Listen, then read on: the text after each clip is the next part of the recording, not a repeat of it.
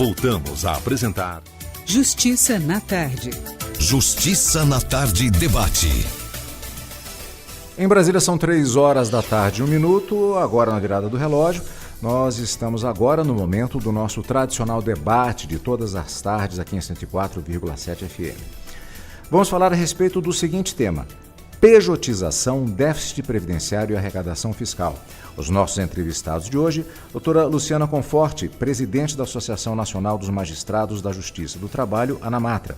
Dr. Fernando Maciel, mestre em Direito das Relações Sociais e professor de Direito Previdenciário. Agradeço a ambos a disponibilidade de estarem presentes, inclusive, aqui no nosso debate, nos estúdios da Rádio Justiça no Supremo Tribunal Federal, para falar a respeito desse tema. Essa expressão, inclusive, pejotização, ela está mais ou menos no noticiário, embora ela retrate algo que não é propriamente novidade no dia a dia das relações trabalhistas. Mas mesmo por isso eu gostaria de começar perguntando a respeito da definição dessa expressão que vai facilitar o entendimento dos nossos ouvintes. Então, agradecendo mais uma vez, vou começar com a doutora Luciana. O que é pejotização? Boa tarde, é um prazer estar aqui, obrigada pelo convite. Pejotização é a expressão que tem sido utilizada para identificar as contratações de pessoas físicas como pessoas jurídicas, para poderem trabalhar. Quer dizer, então é aquela situação que, em vez de eu ter uma carteira assinada pela regulação da CLT, eu viro de certa maneira um empresário, eu sou uma pessoa jurídica, daí o termo, e aí eu tenho uma série de questões que podem, em tese, facilitar a minha vida e a vida do empresário, que está me da empresa que está me contratando. Que vantagens seriam essas? Eu começaria perguntando também algo nesse sentido. Precisa identificar realmente se há essa vantagem, A grande questão é que, embora a pejotização não seja uma novidade propriamente no mundo jurídico, houve um aumento muito grande desse tipo de contratação.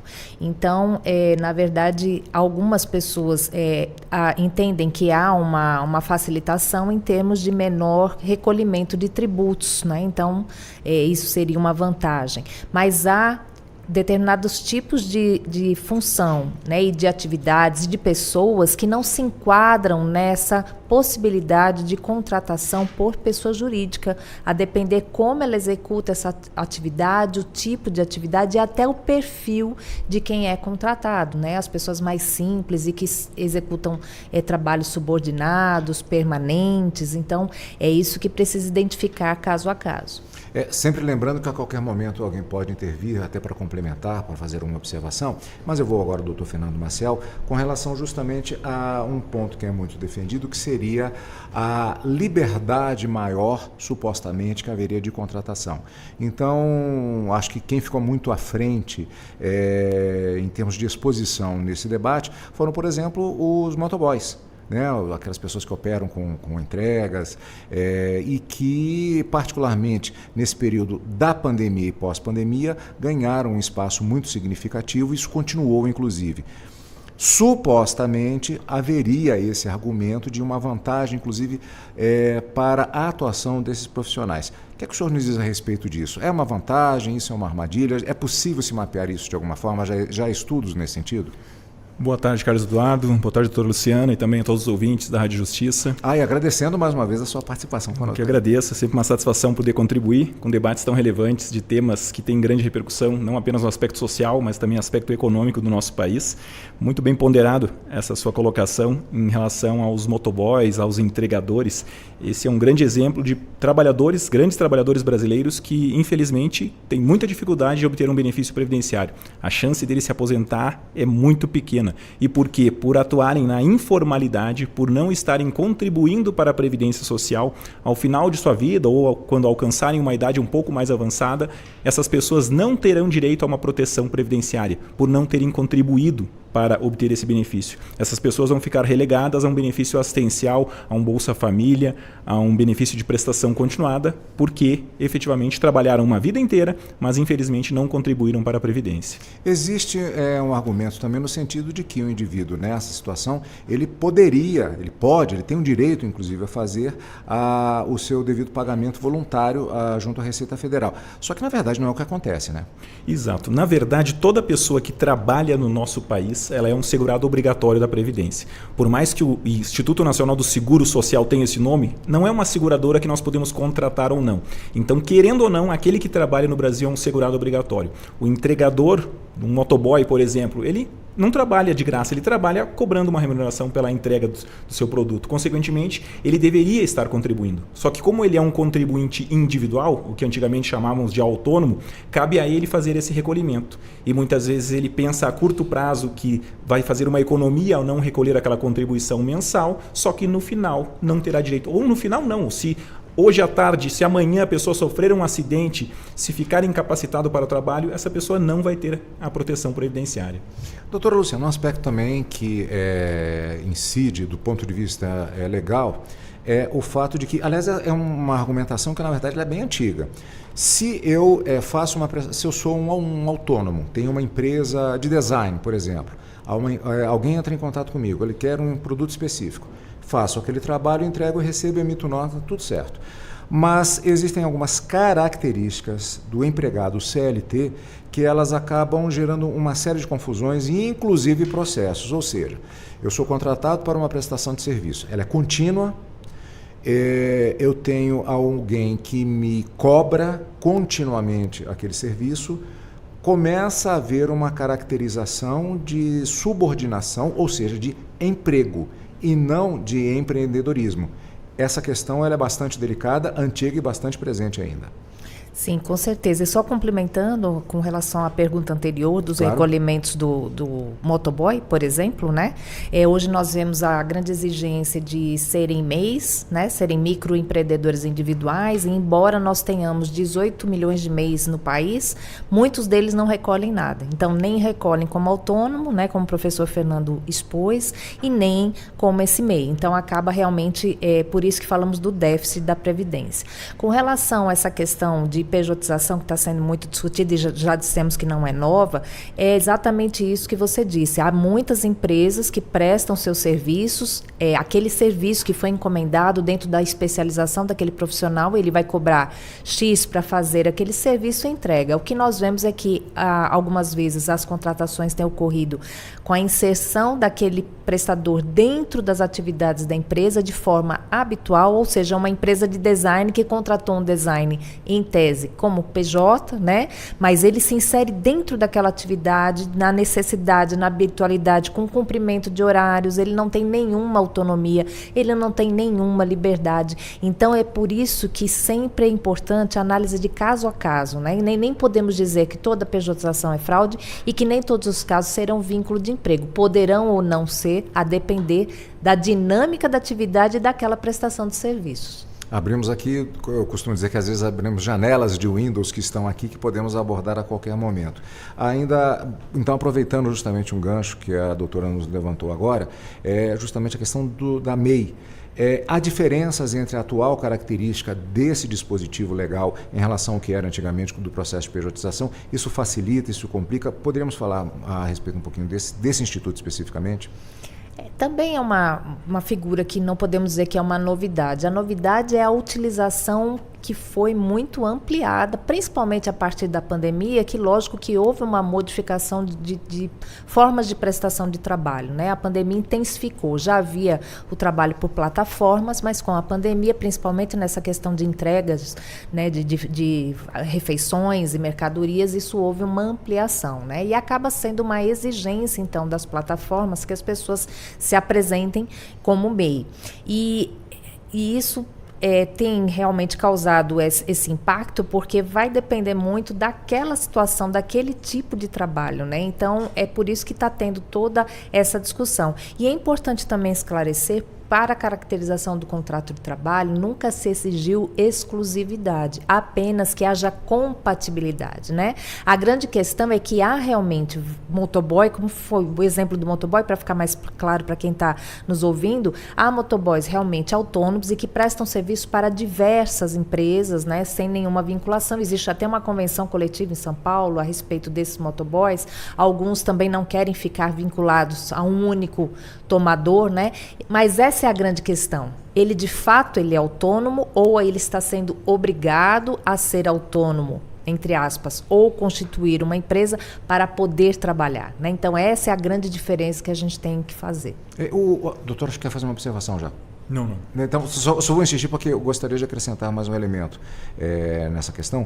Uber, como é que está essa situação agora? Que há muito debate com relação a isso também. Uber tem um processo também em tramitação no Supremo Tribunal Federal com repercussão geral, mas que não houve a suspensão desses processos para discutir, né? Essa relação, ela é exatamente o quê, né? Então, nós temos muitas discussões ainda no judiciário.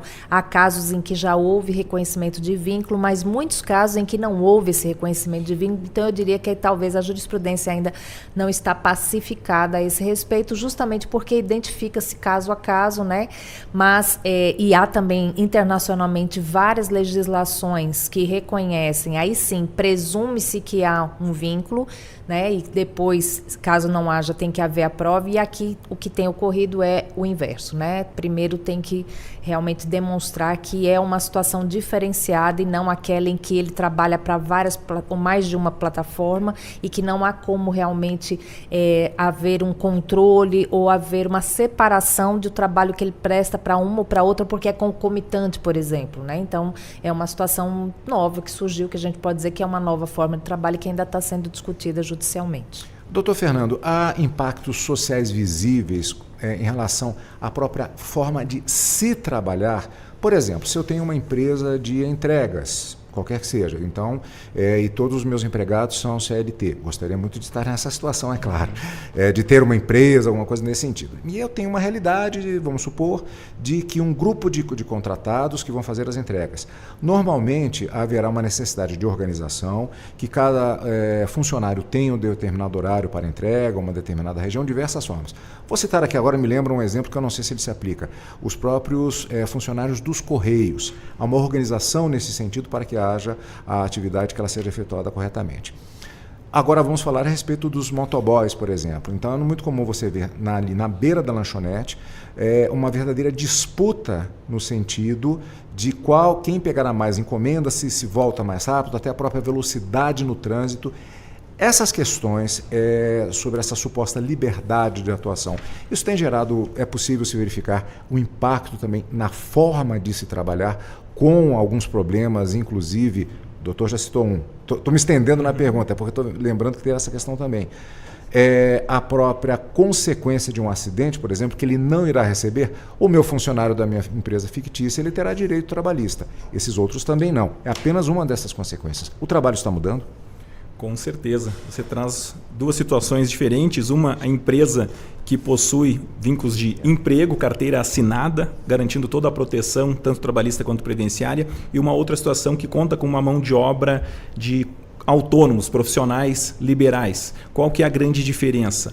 O empregado, ele tem uma presunção de recolhimento de contribuições sociais. E eu posso dizer isso porque eu sou um empregado e sou PJ. Eu sou professor, eu sou contratado por uma universidade privada aqui em Brasília, então eu cumpro horário, eu tenho as aulas específicas que eu tenho que ministrar, atender a certa carga horária e tenho carteira assinada, sou segurado da Previdência Social. E além disso, eu tenho uma pessoa jurídica constituída, uma sociedade limitada unipessoal, em que eu presto serviço para um curso preparatório que esporadicamente, quando eu tenho disponibilidade, eu ministro aulas. Então eu tenho os dois enquadramentos previdenciários.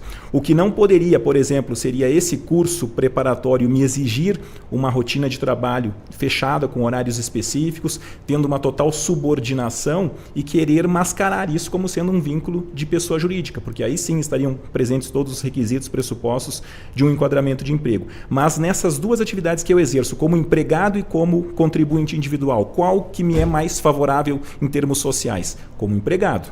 Porque, primeiro, eu não sou responsável por recolher minha contribuição. Se eu trabalhar nessa universidade por 30 anos e ela nunca recolher um centavo a título de minhas contribuições, eu tenho direito a me aposentar. Porque a obrigação de recolher a contribuição é do empregador. Agora, se eu sou um contribuinte individual que presto serviço para uma pessoa jurídica, eu teria que assumir essa responsabilidade. Ou então, se eu presto serviço para outras pessoas físicas, é eu que serei o responsável pelo recolhimento das minhas contribuições. Então, o que nós verificamos justamente é isso. São 2 trabalhadores que estão desempenhando as suas atividades, uns com mais proteção social e outros achando que têm mais liberdade de trabalho, acabam se prejudicando em termos especialmente de seus direitos previdenciários. Nós temos uma câmera aqui que você pode acompanhar a nossa entrevista pelo YouTube. Eu estou gesticulando aqui justamente, quem está acompanhando deve ter visto, que eu fiz um autêntico arco dramático para fazer essa pergunta. Eu vou tentar simplificar um pouquinho mais para facilitar a vida dos nossos queridos entrevistados aqui na Rádio Justiça. Então vamos lá para mais uma pergunta. Posso complementar? Claro, então, por favor. É que você falou, alguns pontos são bem importantes quando se discute essa questão de motoboys e entregadores, né? A questão da concorrência, da rapidez com que as entregas são feitas, têm que ser feitas por conta justamente da produtividade. E a gente sabe que esse pagamento por produtividade em termos de tempo de entrega, isso é proibido por legislação federal. E por que é proibido?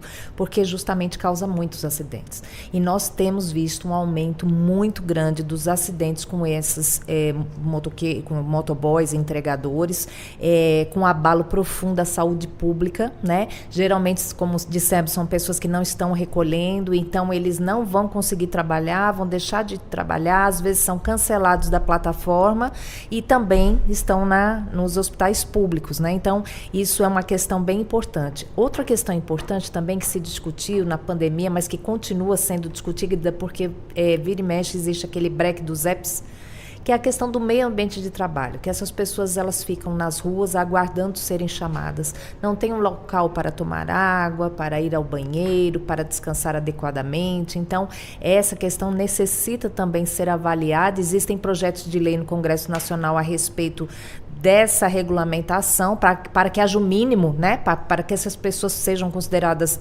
trabalhando com dignidade, digamos assim, o que não é possível da forma como tem sido visto. Algumas plataformas já fazem acordos para manter locais mínimos de espera, né? Então isso é bem importante falar.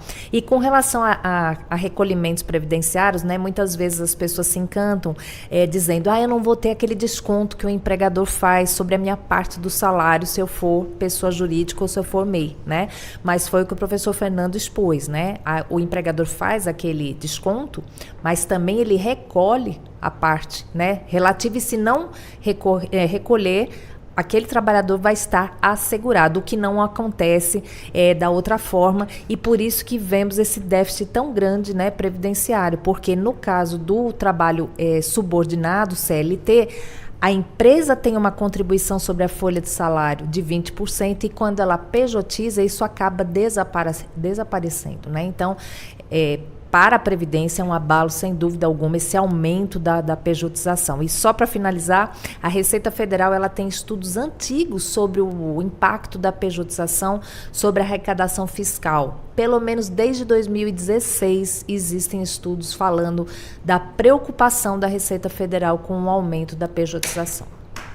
Alguma observação nesse sentido? Sim, doutor? e por que a Receita Federal tem essa preocupação? Porque a matriz tributária brasileira, para fins de financiamento da Previdência Social, ela está embasada estritamente em relação às relações de emprego. Então, o que uma empresa paga de contribuição? Ela paga sobre folha salarial, então sobre o total da remuneração dos seus empregados, ela paga mais 20% de cota patronal. A empresa paga contribuição sobre faturamento e receita e também a empresa paga sobre o lucro, a contribuição social sobre o lucro líquido. Pergunto, a empresa pode viver sem lucro? Não. A empresa pode viver sem receita e faturamento? Não, porque se não obtiver, não alcança o lucro. Mas, nesta ótica, a empresa está pensando em viver sem profissionais assalariados, porque é eles que estão ensejando um recolhimento de contribuição maior. Então, se eu substituir uma pessoa física por uma pessoa jurídica, eu deixo de pagar 20% acima daquela remuneração desse trabalhador. É bom para a empresa? É ótimo em termos financeiros. Porém, para esse trabalhador e para a Previdência Social, é extremamente prejudicial. Lembrando que a Previdência Social ela adota o sistema de repartição simples. Não é capitalização onde eu contribuo para o meu benefício. A população tem muita dificuldade em entender isso, né, que acham que estão contribuindo para o seu próprio benefício. Isso só ocorre na previdência complementar. Na previdência privada, adota-se o sistema de capitalização, cada um financia o seu próprio benefício. No INSS, Regime Geral de Previdência, com fundamento na solidariedade, todos contribuem para todos. E se nós estamos tendo cada vez mais pessoas trabalhando sem contribuir, está acarretando uma redução arrecadatória que vai comprometer ainda mais, né, o atual déficit da Previdência que nós já estamos experimentando. Quer dizer que nós temos dois aspectos essenciais relacionados à questão da pejotização. De um lado, um retrocesso do ponto de vista de arrecadação pelo poder público, portanto, a sociedade. E, por outro lado, também, eu perguntaria se nós temos um retrocesso do ponto de vista até dos direitos trabalhistas e da relação de trabalho. A gente começa a voltar algumas décadas, talvez até o início do século passado. A gente caminha para isso, dependendo dessas circunstâncias. Deixa aberto para os nossos dois convidados. Eu queria começar falando do compromisso que nós temos com os direitos sociais que são constitucionalizados. Então, o artigo 7º da Constituição, ele traz o que entende ser os direitos básicos dos trabalhadores. Isso não ocorre em todos os países. Alguns países têm uma legislação trabalhista incorporada na Constituição. Então, é um projeto de Estado, né? A Constituição ter esses direitos assegurados, além da CLT, né? E outra questão importante é que a competência da Justiça do Trabalho, por exemplo, ela é tanto para vínculos de emprego quanto para qualquer relação de trabalho, né? E nós vemos que essas relações todas, elas são relações de trabalho, no entanto, coloca-se como se fosse contratos civis sem nenhuma relação de trabalho associada. Então, creio que nós temos que distinguir, porque não é porque é uma relação de trabalho que será um vínculo de emprego subordinado, né? E nós temos que insistir que são todas relações de trabalho. Claro que cada uma vai gerar sua consequência trabalhista distinta, né? A relação de trabalho que não é um vínculo de emprego, vai trazer as consequências que rezam naquele contrato. Enquanto que o vínculo de emprego, as verbas básicas de um vínculo de emprego. Então, há sim um retrocesso quando se coloca que essas relações não são de emprego e muito menos de trabalho, né? Então, para todas, para a questão civil, e inclusive deslocando uma competência que é constitucional da Justiça do Trabalho, que é uma justiça especializada e vocacionada para essa avaliação. Importante também destacar concretamente quais são os direitos que esse antigo empregado perde ao se transformar numa própria pessoa jurídica. Ele vai perder direito de férias, direito de 13º, de horas extras. Então, são todos direitos sociais, trabalhistas, que lhe seriam assegurados se tivesse mantido um vínculo de emprego. A partir do momento que ele passa a ser um autônomo, ele fica privado de todos esses direitos sociais. E o FGTS, né, que o FGTS ele é um direito do empregado. O Instituto foi previsto para assegurar que quando o empregado for dispensado, fosse dispensado, ele tivesse uma renda, digamos assim, até se colocar novamente no mercado de trabalho, mas não é só. O FGTS ele tem uma função social muito grande, que é o financiamento da moradia pública.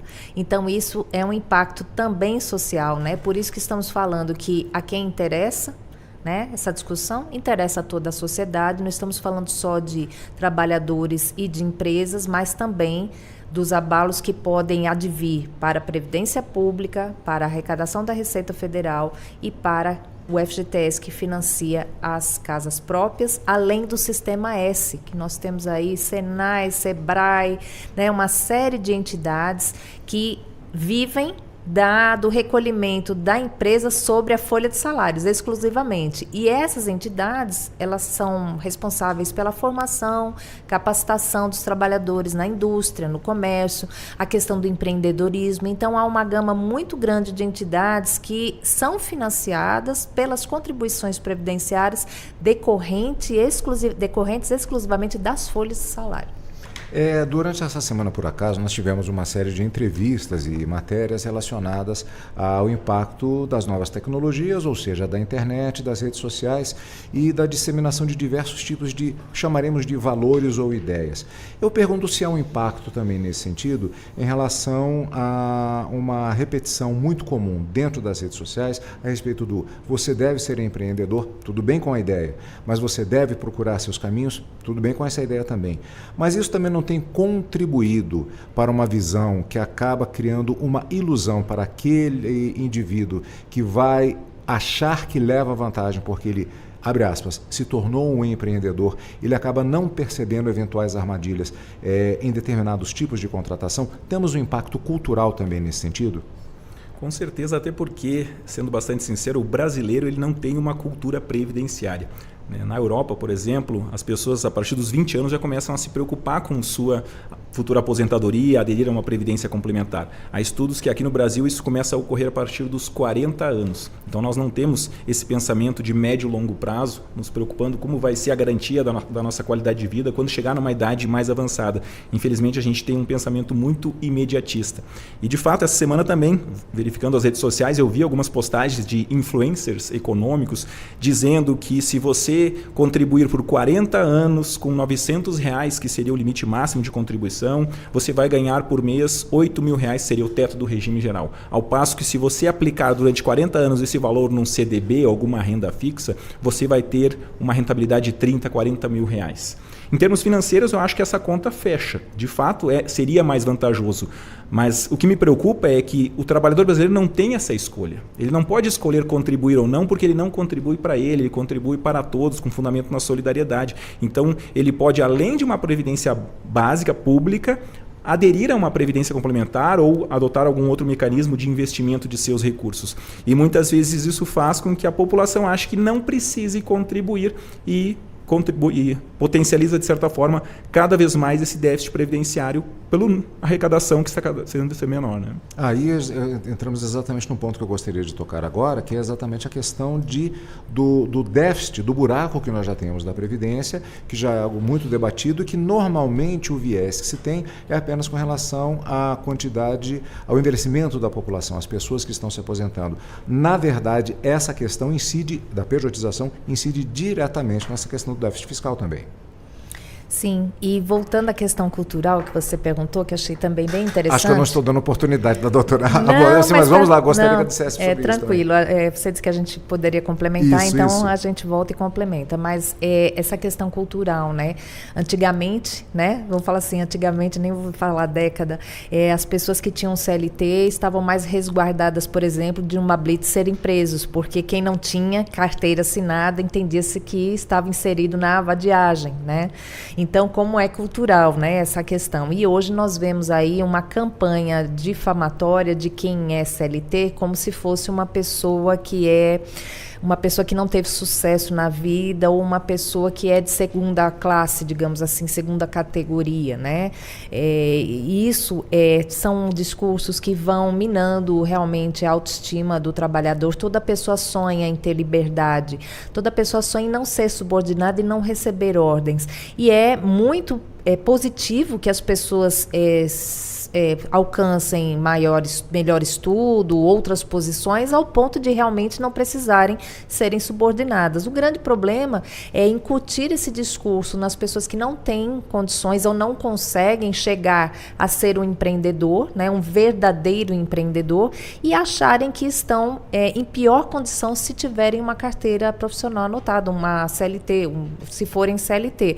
Por quê? Porque ninguém também diz os benefícios de ser um CLT, que você vai ter férias remunerada com acréscimo de 1/3, que você vai ter um 13º salário, né? Porque essas pessoas que estão, entre aspas, sendo consideradas empreendedoras, elas só ganham e estritamente recebem pelo que elas fazem, né? Nenhum tipo de trabalho, nenhum tipo de tempo em que não é de trabalho é remunerado, um descanso semanal remunerado, uma folga, por exemplo, remunerada, que o CLT tem. Então, essas vantagens, é muito bom que as pessoas escolham seus caminhos, mas que elas estejam adequadamente informadas do que significa cada caminho. Por exemplo, se eu quero fazer uma previdência privada, né, eu tenho que saber que há um regime de tributação, que a contribuição, para valer a pena, tem que ser em tantos reais, né? Então, e isso, as vantagens e desvantagens. Então, os verdadeiros empreendedores, é muito positivo isso, ninguém é contra o empreendedorismo e nem contra as pessoas jurídicas, mas sim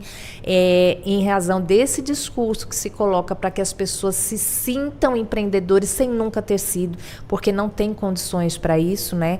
E sem contar também os benefícios se fosse um empregado. E o pior, de dizer que pessoas que têm carteira anotada são fracassados, são de segunda categoria, que isso é muito muito assim, cruel, eu diria até, né? E uma mudança de cultura para pior, eu diria. Inclusive, a doutora colocou bem, são direitos que são, inclusive, muitos deles constitucionais e que houve uma grande luta no sentido da garantia. Inclusive, não é à toa que determinados dias comemorativos, como o próprio 1º de maio, o próprio Dia da Mulher, inclusive, está relacionado até a momentos em que pessoas foram sacrificadas na luta por esses direitos. Então, está se jogando essas questões fora quando no momento em que se começa a repetir determinados tipos de discurso como esse? É que muitas pessoas não sabem a luta que houve para por que temos uma Constituição que prevê aqueles direitos, né? Na verdade, há um mito no Brasil, uma falácia muito grande de que os direitos trabalhistas foram dados por Getúlio Vargas, né? Isso é muito repetido e fala-se da CLT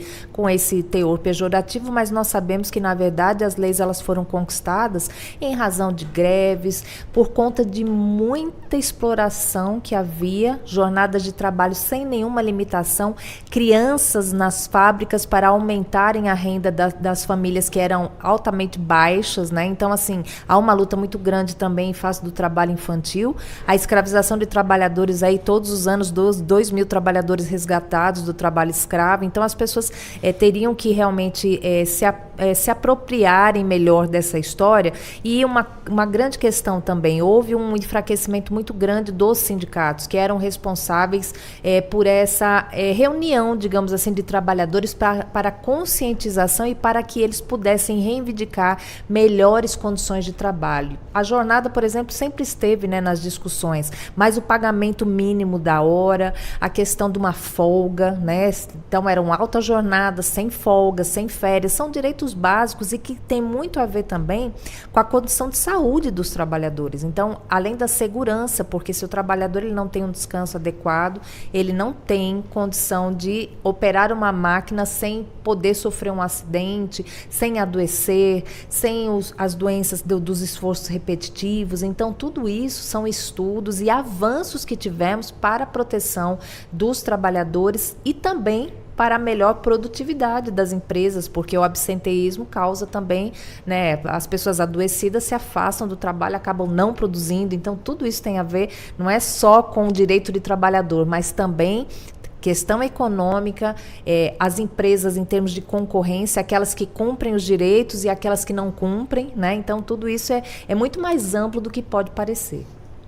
Doutor Fernando? Um complemento que as ponderações trazidas pela doutora Luciana confirmam o que nós chamamos de um dumping social. É a empresa aumentar a sua lucratividade, reduzindo o implemento e a concretização de direitos sociais dos trabalhadores. E você, Carlos, também tocou em 2 pontos muito importantes, que seria o déficit da Previdência e a questão da nossa característica demográfica do nosso país. A população está envelhecendo, isso não é nenhuma novidade, tanto para o Brasil quanto para o mundo. Então, na Europa já experimentaram essa mudança, essa inversão da pirâmide etária, porque tem menos gente nascendo, redução da taxa de natalidade, as pessoas estão vivendo mais, o que é ótimo, mostra que a medicina está evoluindo. Só que qual é o problema? A base de financiamento da nossa Previdência Social está na base da pirâmide. Então, se cada vez mais eu tenho menos pessoas em idade economicamente ativa, em condições de trabalhar, e tenho mais pessoas na parte de cima da pirâmide, em fase de receber benefício, eu tenho menos gente trabalhando para mais gente recebendo. Isso, por si só, já contribui para o déficit previdenciário. E se quem ficar na base da pirâmide não for um segurado, empregado ou com recolhimento de suas contribuições sociais, aí sim nós vamos ter uma base da pirâmide que é onde está concentrada a arrecadação totalmente zerada e apenas despesas previdenciárias aumentando a cada ano. Então, uma preocupação que nós estamos tendo é o impacto que a pejotização pode ter como um acelerador, como um catalisador do incremento desse déficit previdenciário, que já ocorre naturalmente por uma questão sociológica, que é essa inversão da pirâmide etária. Doutora? A doutora está pensativa, que já está com um pensamento. Não, é isso, concordo plenamente. Olha, eu tenho aqui alguns dados, matéria publicada pela Agência Brasil, que fala a respeito de estudos que já foram feitos com relação a esses impactos relativos à questão da pejotização. Aqui no caso que está sendo identificado é um estudo publicado pelo professor Nelson Marconi, da Fundação Getúlio Vargas. A título de exemplo, se diz o seguinte, que se estima que a pejotização teve um impacto, ou seja, já sendo considerada como um fenômeno plenamente existente, apesar da questão subjúdice, mas não é algo que vai se implementar, é algo que já existe. Ela teve um impacto de 89 bilhões sobre a arrecadação fiscal, aqui a referência é o ano de 2017, quando foi aprovada a terceirização da atividade fim das empresas até o fim de 2023. O economista estimou que esse impacto pode superar os 380 bilhões caso a pejotização avance e venha a alcançar a metade dos trabalhadores com carteira assinada. Aliás, metade dos trabalhadores com carteira assinada é muito PJ, né? Eles fizeram esse levantamento, eu conheço o estudo, né, fazendo uma comparação em 2 regimes tributários distintos, se fosse simples e se fosse lucro presumido, por isso que dá essa diferença de 89 para 144 milhões, né, e fizeram a partir da aprovação da reforma trabalhista, mas o que é importante nós dizermos é que também está havendo muita mistura, digamos assim, do que é terceirização e do que é pejotização, porque a terceirização é quando uma empresa contrata outra empresa e essa empresa tem seus empregados. Então, aí não haveria esse problema de déficit, né? Porque, na verdade, pode haver sim, porque às vezes os salários são menores, porque aquela empresa terceirizada, às vezes, não cumpre a mesma convenção coletiva da empresa que terceirizou, né? Há um desvirtuamento nesse sentido, em termos de horas, de salários pagos, de remuneração e de outros direitos. Mas, de qualquer forma, existem os empregados da empresa terceirizada e que há o recolhimento, então, sobre a folha de salários, o FGTS, o décimo e as férias, né? E a pejotização tem sido anunciada como uma espécie de terceirização, mas ela não pode ser entendida dessa forma, como é a lei de terceirização, e até a reforma permitiu qualquer tipo de terceirização, então aqui não se discute a decisão do Supremo Tribunal Federal, que diz que é possível, mas a pejotização ela é diferente porque ela desaparece com a figura daquela empresa terceirizada que tinha seus empregados. Ou seja, quem contrata direto o trabalhador como pessoa jurídica. E é por isso que esses recolhimentos desaparecem. Então, os professores fizeram esse levantamento considerando a pejotização, digamos assim, real, né? Que é aquela em que não há empresa terceirizada e seus empregados. É por isso que há esse déficit tão grande. Então, são baseados os estudos dele, né, no déficit da Previdência, com base com o que seria recolhido caso essas pessoas, no lugar de serem contratadas como pessoas jurídicas, fossem contratadas como empregados, de terceirizada ou não. Carlos, o que chama a atenção é que eu tenho verificado muitas reclamações, né, processos instaurados por empresas que são condenadas a reconhecer o vínculo de emprego, e elas recorrem ao Supremo Tribunal Federal por meio de reclamação constitucional, alegando: Supremo, a Justiça do Trabalho está afrontando a sua decisão que disse que eu posso terceirizar. Mas nós não estamos falando de terceirização, nós estamos falando de pejotização, que é afrontar o princípio da primazia da realidade. É contratar alguém com todos os requisitos de um vínculo de emprego e dizer que essa pessoa tem autonomia, dizer que é, na verdade, uma pessoa jurídica. Então, de fato, inclusive no âmbito jurisprudencial, nós estamos verificando essa confusão. O argumento para defender a pejotização seria a terceirização. Todo mundo que passou pela Faculdade de Direito conhece Mévio, Caio, Tício e Semprônio. Eu tenho a Dona Joana aqui, que é uma personagem fictícia que eu uso para determinadas simulações. Então, vamos supor, vou sair dessa situação que eu me coloquei agora há pouco como sendo um empresário. A Dona Joana aqui, sentada aqui, fictícia, ela tem aquela empresa que eu falei de transportes, por exemplo.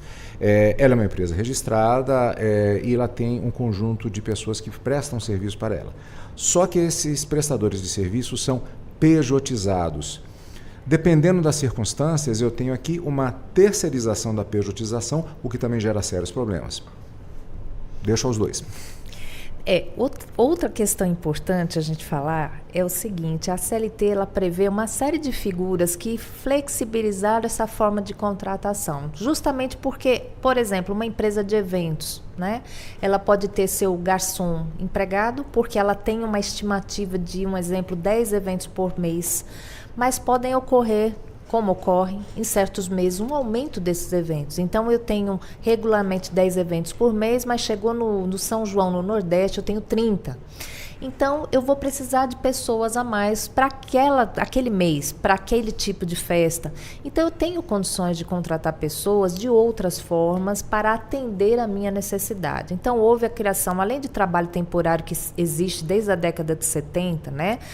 Teve outros modelos, contrato tempo parcial, o contrato intermitente, que foi muito criticado e é realmente porque às vezes você contrata uma pessoa e pode não convocá-la nunca e ela está constando das estatísticas como se fosse empregada e ela nunca recebeu nada. Enfim, então são várias categorias, digamos assim. Mas nessa questão da empresa de transporte que tem um motoboy pejotizado, é isso que eu disse, depende. Digamos que ela tenha tido uma remessa extraordinária de serviços, né? Então, eu tenho meus empregados, eu tenho 20 empregados para atender a minha necessidade, mas eu tive uma remessa extraordinária de serviço, então eu precisei contratar pessoas para essa remessa. Ou não, esses PJs estão fazendo absolutamente o mesmo serviço e estão inseridos nas mesmas atividades que os meus empregados. É aí que você começa a ter uma diferença, né, uma possível fraude ao contrato de trabalho daqueles que chegaram como PJ. Você vai ter pessoas trabalhando exatamente da mesma forma, com a diferença de que uns recebem os direitos trabalhistas, os outros não recebem, ainda que ele ganhe um pouco mais, porque aí isso vai ser um mote talvez dele aceitar trabalhar daquela forma, porque acha que vai estar sendo beneficiado, sem colocar na ponta do lápis o que ele vai estar perdendo, não só agora, o imediatismo, como o professor Fernando falou, mas a longo prazo, no decorrer da sua vida profissional. E sobre as reclamações constitucionais, né, foi o que o professor Fernando falou. Muitas reclamações constitucionais foram admitidas pelo Supremo Tribunal Federal, dizendo que a Justiça do Trabalho não estava observando os precedentes, mas com base na terceirização. E se a pejotização já estivesse realmente inserida naquele tema e decidida definitivamente, não haveria agora necessidade desse tema ter sido escolhido para repercussão geral e suspender todos os processos. Então, é importante que isso seja esclarecido, porque há muitas notícias de que houve um aumento exponencial de reclamações constitucionais em matéria trabalhista, porque a Justiça do Trabalho não estaria respeitando os precedentes, mas vemos que há uma divergência aí, e que agora ficou muito claro que estamos dizendo há mais de 2 anos, há 3 anos pelo menos, que a Justiça do Trabalho não é que não estava observando os precedentes, é que a pejotização não está inserida no tema terceirização, no tema 725. A doutora Luciana também tocou num assunto extremamente importante, um instituto jurídico que foi instituído pela reforma trabalhista em 2017, que é o contrato de trabalho intermitente. E a mim, como estudioso do direito previdenciário, eu tenho muita preocupação desse instituto jurídico, porque vai impedir o acesso a um trabalhador intermitente se aposentar. E por quê? Utilizando o seu exemplo, Carlos, da dona Joana, que ela é uma microempreendedora e ela precisa de um garçom, porque ela trabalha com bufês de casamento, de festas de 15 anos. Então, ela poderia não assinar uma carteira de alguém na forma tradicional para manter à sua disposição e pagar um salário mensal sem saber se ela vai precisar contar com essa mão de obra todos os finais de semana. Então, por isso que ela contrata alguém na modalidade de um trabalhador intermitente. Quando ela demandar o profissional, ele vai receber a sua remuneração, as suas férias proporcionais, todos os seus valores, mas quando ele não for demandado ficar em casa, ele não terá salário e não terá recolhimento de contribuição social. Então, um exemplo muito simples. Vamos dizer que esse garçom, num mês ele é contratado, no mês seguinte ele fica à disposição. No 3º mês ele é contratado, no 4º ele fica à disposição. Ele ficou 12 meses, sendo que trabalhou apenas 6. Ou seja, nesse ano ele só terá 6 meses de recolhimento. De modo que se um trabalhador, para ter uma aposentadoria, precisava contribuir por 30 anos, essa pessoa vai ter que contribuir por 60, porque ela vai ficar períodos sem recolhimentos previdenciários. Então, essa figura do trabalhador intermitente, sem uma remuneração mínima garantida e sem um recolhimento mensal de contribuição social, impacta diretamente no acesso a uma aposentadoria. E só um parênteses, esse contrato ele é tão danoso, né, que na Inglaterra houve um grande movimento contra esse contrato, e inclusive as empresas que adotavam esse contrato começaram a ser hostilizadas, digamos assim, comercialmente, campanhas contra as empresas que adotavam esse sistema, porque ele é realmente cruel, como eu disse, pode a pessoa ser contratada, entre aspas, mas nunca ser convocada, e ela não recebe quando ela não é convocada. Então, que espécie de contrato é esse que a pessoa nada recebe? Ela consta de uma estatística formal, mas na prática nem está trabalhando, nem está recebendo e nem está recolhendo a previdência. Alguns setores da atividade econômica são notoriamente sazonais. e aqui no Brasil, inclusive, ou principalmente, por exemplo, no caso do Brasil, a colheita da cana, o campo e também, eu não sei em que medida, mas também, por exemplo, o trabalho dos estivadores nos portos, talvez dependendo de uma série de fatores. Já são trabalhadores que também estão sendo pejotizados? A questão da cana-de-açúcar, de fato, é sazonal, como sabemos, né? E já temos notícias, sim, de trabalhadores rurais pejotizados, sendo que o contrato para esses trabalhadores, justamente por ser uma atividade sazonal, é chamado contrato de safra. Então, ele é um contrato entendido como prazo determinado, com os direitos ali previstos, não é um contrato que tem todos os direitos do indeterminado, como, por exemplo, multa de 40% do FGTS, o aviso prévio, né? Então, já há uma legislação da década de 70 também, né, prevista para os trabalhadores rurais, porque justamente sabe-se que é uma atividade sazonal ou plantação de determinadas frutas, etc. Então, a pejotização desse tipo de trabalhador e também, por exemplo, como nós vimos recentemente de gari, né, pejotização de gari, né, enfim, e dizerem que esse trabalhador ele é pejotizado e terceirizado e que, portanto, está tudo certo, é muito impactante em termos do que se entende pela legislação trabalhista, porque ela não pode ser considerada opcional para quem contrata. Porque, como eu disse, não é só uma liberdade de quem contrata e de quem é contratado em tese, porque esse gari, o trabalhador rural, com certeza não tem essa liberdade, mas é um interesse público, né? Como a gente está demonstrando aqui, que tem uma série de programas sociais que dependem, né, dessa arrecadação, e se há uma legislação que está em vigor, não foi revogada, não pode ser uma opção de quem contrata, porque isso não existe, não há legislação opcional, né? A legislação ela tem que ser observada, porque ela tem fins específicos para isso e cabe ao Congresso Nacional, então, alterar, né? Mas enquanto não houver, é preciso que ela seja observada. É importante destacar também que a legislação trabalhista prevê essas situações para contratações esporádicas, como, por exemplo, um contrato por prazo determinado, se eu sei que eu vou precisar dessa mão de obra apenas por um certo período, a contratação de trabalhadores temporários, desde 1974 já tem legislação disciplinando isso, não haveria necessidade de tirar todas essas características inerentes a uma relação de emprego para mascarar como sendo uma contratação entre pessoas jurídicas, porque só quem vai se prejudicar é o contratado, o contratante vai se favorecer. Como sabemos, o Brasil é um país muito grande, com uma zona rural de tamanho imenso, e há uma dificuldade, não da Justiça do Trabalho, mas do poder público em geral, incluindo o Poder Executivo do próprio Ministério do Trabalho, por conta do que vemos com as denúncias, inclusive de trabalho escravo. É um elemento também preocupante com relação a essa sistemática, do ponto de vista das fraudes que podem acontecer junto a essa população de trabalhadores que nitidamente é mais vulnerável? Já teve um caso que a gente pode citar aqui, que no Maranhão, trabalhadores rurais foram resgatados do trabalho escravo, e aí o Ministério Público do Trabalho ajuizou uma ação civil pública na Justiça do Trabalho em razão desse resgate dos trabalhadores para, enfim, as reparações cabíveis, e esse processo terminou sendo suspenso em razão do tema 389, que trata da pejotização no Supremo Tribunal Federal, em que houve a suspensão de todos os processos, porque justamente alegou-se que os trabalhadores rurais eram pejotizados. Então, veja, nós não podemos, né, sob o foco da terceirização ou da pejotização, entender que é possível essas situações, limites de exploração humana, que é vedada legalmente, que é vedada por convenções internacionais ratificadas pelo Brasil e pela própria jurisprudência do Supremo Tribunal Federal, que já considerou o conceito de trabalho análogo à escravidão previsto na nossa legislação, no artigo 149 do Código Penal, como constitucional, e protege a dignidade dos trabalhadores, e não apenas o direito de ir e vir, né? Porque nós sabemos que no âmbito rural e também no urbano, quando há imigrantes, né, há uma questão de cárcere, né, de não água potável, não fornecimento de água potável, de equipamentos de proteção individual.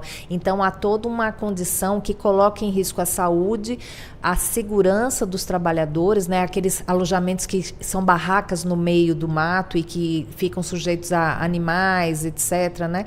Então, isso já é reconhecido até pelo Supremo Tribunal Federal e internacionalmente, a Organização Internacional do Trabalho, ONU, etc. Então, É uma discussão que é muito importante que nós, né, colocamos luzes sobre isso, porque já houve um caso prático, né, de uma pejotização de trabalhador rural que foram resgatados do trabalho escravo, cujo processo está suspenso em razão desse tema pejotização. Há uma espécie de vacácio do ponto de vista das regulamentações das diversas profissões que eventualmente podem ser pejotizadas? Por exemplo, me ocorre, fazemos a contratação de... A dona Joana, vamos para ela. A dona Joana tem uma empresa agora de construção civil e ela faz a contratação de trabalhadores por meio dessa sistemática de MEI. Fornecimento de equipamento de segurança, proteção individual para esses trabalhadores. Não, isso é responsabilidade do trabalhador. Esse tipo de situação ela pode acontecer, já acontece, é comum. Com certeza, e isso vai impactar, né, diretamente nas condições de saúde e segurança do trabalho, impactando em última instância na própria Previdência Social, porque esse trabalhador acidentado vai bater as portas da Previdência Social e muitas vezes, por ser uma pessoa jurídica e não estar fazendo as suas contribuições, não vai receber a proteção social. Então, de certa forma, para o contratante, além de reduzir a sua carga tributária, ele vai querer reduzir essas outras responsabilidades, especialmente no que diz respeito a medidas de proteção da saúde e segurança do trabalhador. Aliás, de quem é a responsabilidade pela motocicleta do motoboy? Né? Os custos têm sido deles, né? Porque quando eles são pejotizados, a empresa não arca com qualquer... Exceto se houver uma convenção específica, às vezes em São Paulo há umas condições melhores, porque eles têm uma organização, digamos assim, melhor, né? Mas a partir do momento que existe um PJ, todos os custos terminam sendo do trabalhador. Então, ele não tem nenhuma... Ele recebe por aquela entrega, mas seguro, qualquer tipo de custo é do trabalhador. Então, até isso para as empresas, né? Elas não assumem mais o risco, né, e o custo das atividades desempenhadas. Todas são passadas para quem é a pessoa jurídica em tese que é contratada. O cabo de freio daquela motocicleta estava em mau estado de conservação, até porque o motoboy não tinha condições de fazer, talvez no máximo fazer uma gambiarra. A gambiarra não funciona, causa-se um acidente, inclusive com consequências para terceiros. Como é que fica a responsabilidade? Cabia a ele, aí vai dizer, cabia a quem é o dono da moto que não fez a manutenção, porque eu apenas contratei o serviço, eu não tenho nada a ver com aquele trabalhador se ele se acidentar, se ele não cuidar da motocicleta dele. Nesse sentido, eu faço uma outra pergunta para chegar... Na verdade, o ponto que eu quero chegar é, se não é, insisto no tema, uma espécie de vacácio, uma falta de regulamentação. E aí, antes dessa questão, eu faço a seguinte pergunta, se é possível se mapear quem está sendo pejotizado no Brasil atualmente. Isso vale para todo mundo? Já há um perfil de trabalhadores? Já citamos aqui os motoboys, já citamos aqui os garçons em casos de eventos. Há um perfil de tipo de trabalhadores que estão sendo submetidos a esse sistema? Profissionais da área bancária, por exemplo, né, estão se pejotizando, né, o gerente, que até então era um empregado, na verdade ele não era gerente, era um bancário comum, mas para não receber hora extra ele recebia o título de gerente. Agora nem isso ele mais vai ser, ele vai ser uma pessoa jurídica para prestar serviço a uma determinada instituição financeira. Então, difícil mapear porque a criatividade do brasileiro é muito grande, especialmente para fazer coisas erradas. Então, o que a gente percebe a partir do gari, que é uma profissão mais simples, né? Não menos digna, mas mais simples. Já se tem iniciativas de empresas querendo exigir que essa pessoa se formalize para afastar qualquer tipo de direito social. Não tem limite, né, onde podemos chegar com essa ampla pejotização. É porque quem geralmente era o pejotizado, né? Os advogados, os jornalistas, os médicos. Então, nós tínhamos profissões que isso é mais comum, né? Representantes comerciais, por exemplo.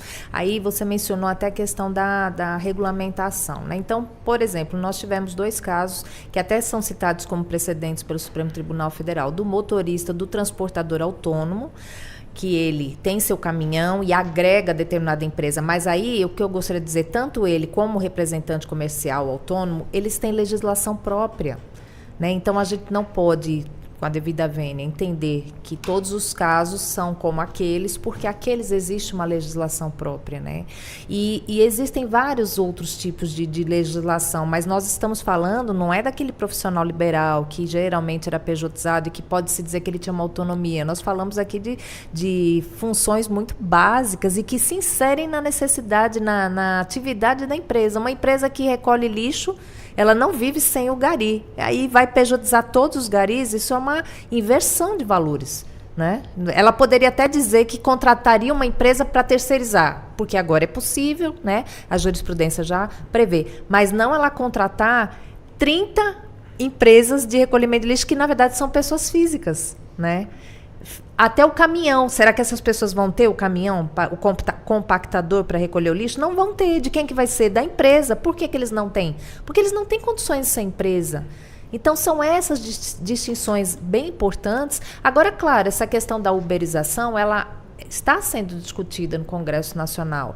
Poderia aclarar um pouco mais, mas nós temos, por exemplo, um projeto de lei em tramitação no Congresso Nacional bem interessante, que ele traz várias profissões que, no lugar de serem pejotizadas, são relações de trabalho e da competência da Justiça do Trabalho. Que o artigo 114, ele diz que a competência da Justiça do Trabalho é para relações de trabalho, como eu já mencionei, mas o artigo 9º fala de o inciso 9º, desculpa, fala de outras relações de trabalho. Então, para aclarar, para que não reste dúvida de que todas aquelas atividades são relações de trabalho, existe em tramitação um projeto de lei no Congresso Nacional para discutir isso. Então, claro, a legislação podendo deixar mais clara, né, as profissões, as atividades, isso é sempre bem-vindo. Mas quem trabalha com o direito do trabalho sabe muito bem que certas atividades não podem ser pejotizadas porque não se enquadram no conceito legal, né? Ou, ao contrário, se enquadram sim num conceito legal de contrato de trabalho e, no mínimo, de relação de trabalho.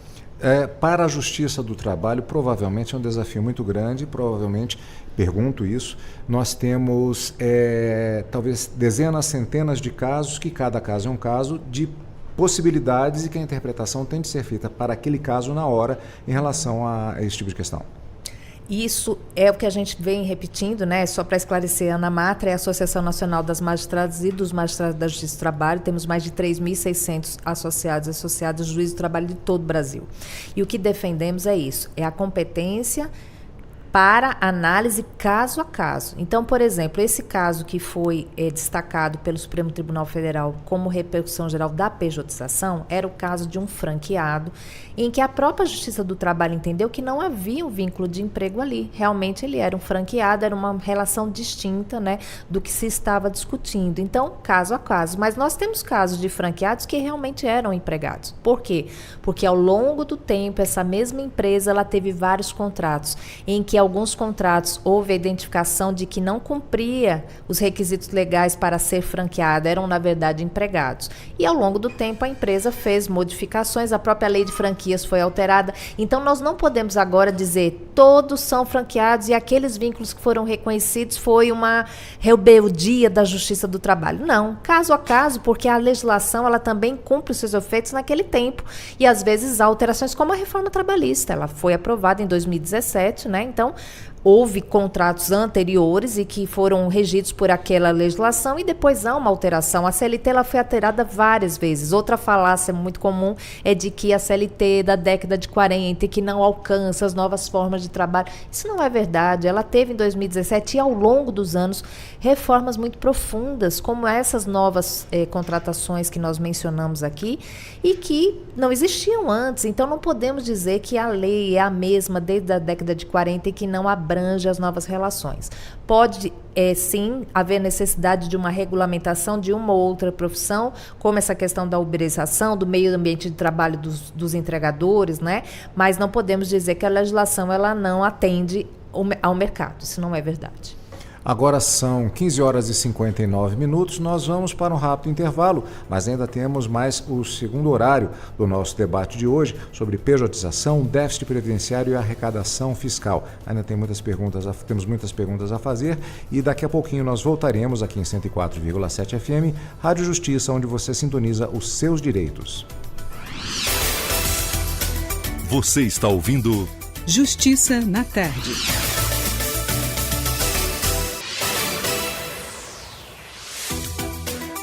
Voltamos a apresentar Justiça na Tarde. Justiça na Tarde Debate. Agora são 16 horas e 5 minutos em Brasília. Você está acompanhando mais uma edição do programa Justiça na Tarde. Você pode acompanhar a transmissão ao vivo do programa Justiça na Tarde pelo canal da Rádio Justiça no YouTube. A gente sempre comenta aqui a respeito do fato de que hoje em dia a rádio você tem a possibilidade de ver as imagens das entrevistas. Você pode acompanhar agora, temos aqui a câmera, temos as imagens aqui dos nossos estúdios da Rádio Justiça, hoje com o debate sobre o tema pejotização, déficit previdenciário e arrecadação fiscal. Os nossos convidados de hoje, Dr. Fernando Maciel, mestre em Direito das Relações Sociais e professor de Direito Previdenciário, doutora Luciana Conforti, presidente da Associação Nacional dos Magistrados da Justiça do Trabalho, ANAMATRA. E falando a respeito justamente dessa possibilidade em debate, não só nos tribunais, no próprio Supremo Tribunal Federal, mas também em toda a sociedade, as relações de trabalho e o impacto que esse fenômeno da pejotização tem gerado para o bem e para o mal, e todo um debate que é decorrente disso.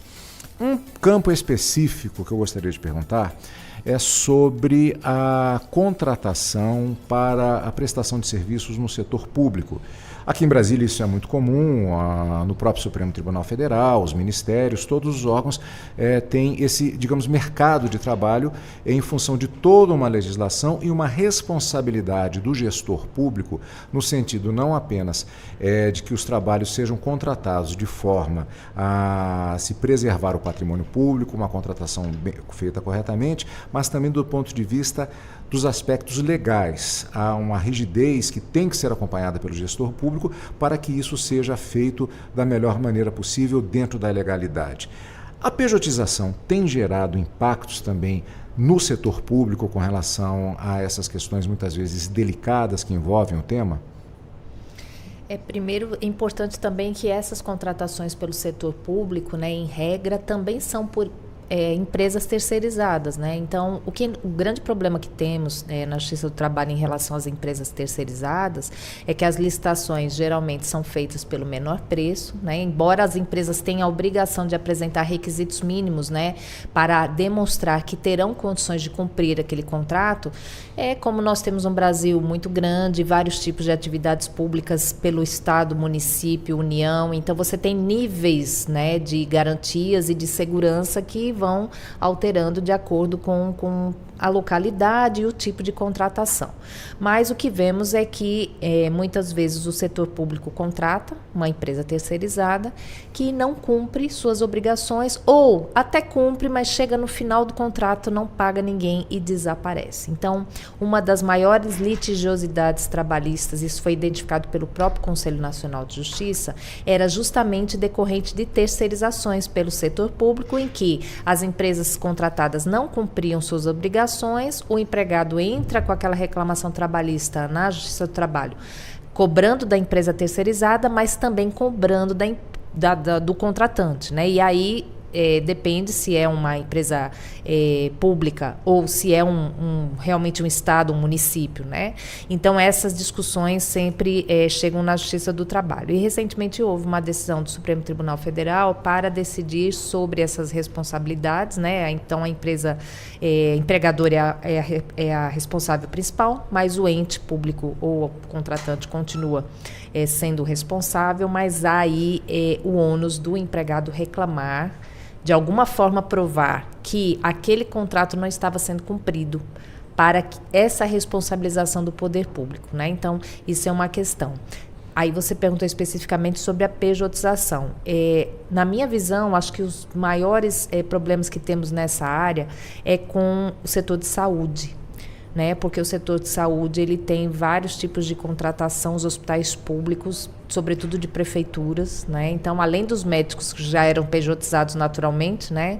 Temos agora essas são organizações, né, que são contratadas para contratar pessoas, né? Então, isso já tem sido visto, mas especificamente de você vir um auxiliar de enfermagem como PJ, particularmente eu nunca peguei pessoalmente esse tipo de caso, mas certamente uma decisão que amplia essas possibilidades de pejotização vai afetar todas as atividades, seja no setor público ou no setor privado. E também, tanto no segmento da área da saúde quanto na área da educação, é muito comum a gente ter a contratação de profissionais temporários. E esses profissionais são segurados obrigatórios do regime geral de previdência social. Então eles têm os seus direitos assegurados. Substituir essa mão de obra por pessoas jurídicas só vai fragilizar os direitos dessas pessoas.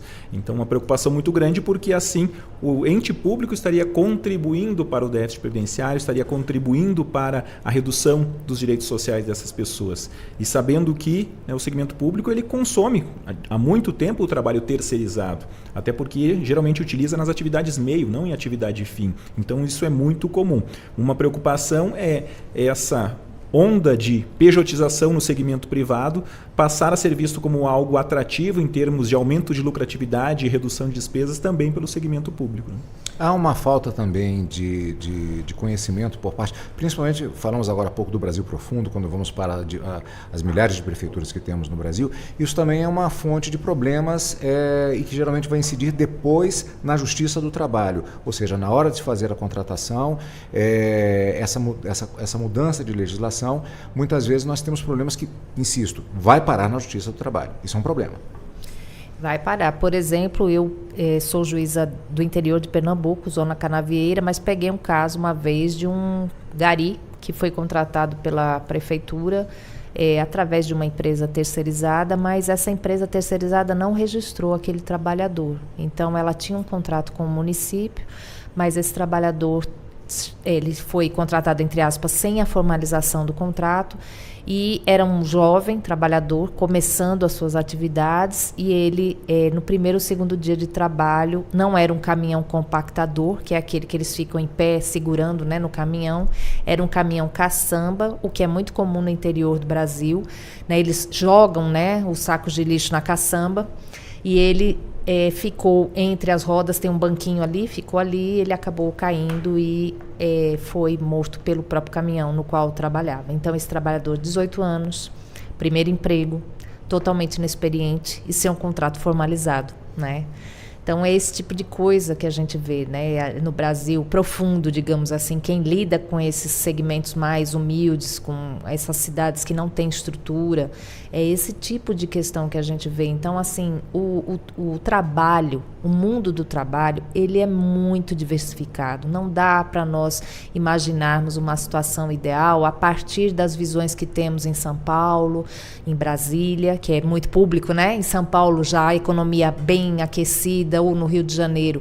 Nós temos essas situações que são muito básicas e que não há um mínimo cumprimento da legislação. É isso que nos preocupa, porque se diz muito sobre a litigiosidade no Brasil trabalhista, mas por que nós temos tanta litigiosidade? Porque há um descumprimento deliberado da legislação, dos direitos mais básicos. Não é porque ele tinha todos os direitos e quer um dano moral, como dizem. Não, ele não tem nada, como eu disse agora. O trabalhador sequer tinha carteira assinada, estava trabalhando numa função perigosa, porque não é um caminhão do que nós estamos acostumados a ver, né? E ele caiu. Já tive outros casos de pessoas, garis também, que caíram do caminhão, em pé no caminhão caçamba, conforme o caminhão arranca, ele cai do caminhão, teve um afundamento de crânio.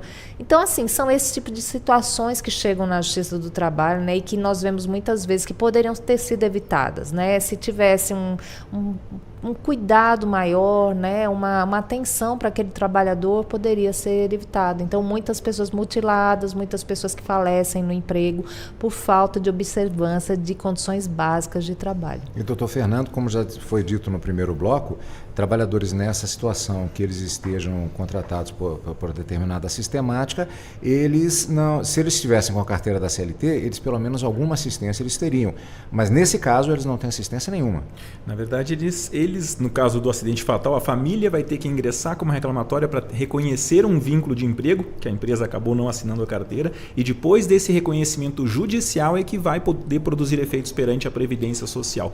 E se na hipótese a pessoa sofreu o acidente, né, não veio a falecer, ela vai ter toda essa dificuldade de comprovar o vínculo, e a partir disso é que ela vai poder ter acesso a algum benefício. E por quê? Lembrando, todo aquele que exerce uma atividade remunerada no nosso país é um segurado obrigatório. Então, se a pessoa começa a trabalhar na segunda-feira, a empresa tem até sexta-feira para assinar a carteira. Se essa pessoa sofrer um acidente na quarta, mesmo que ainda não esteja formalizado, o vínculo previdenciário nasceu na segunda-feira, com o início da atividade. Então essa pessoa está protegida perante a Previdência Social. Mas nós sabemos que no interior do país, em cidades pequenas, é muito difícil de a pessoa buscar, a família ter uma orientação acerca dos seus direitos. E a doutora Luciana trouxe um ponto muito importante, essa diversidade cultural que nós temos no nosso país.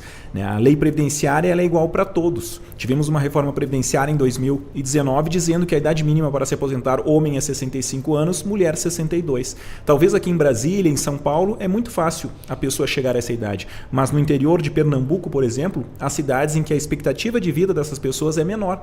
Ou seja, as pessoas nunca vão se aposentar porque não vão alcançar a idade mínima que foi fixada para todo o nosso país, sem levar em consideração essas diversidades culturais que nós temos.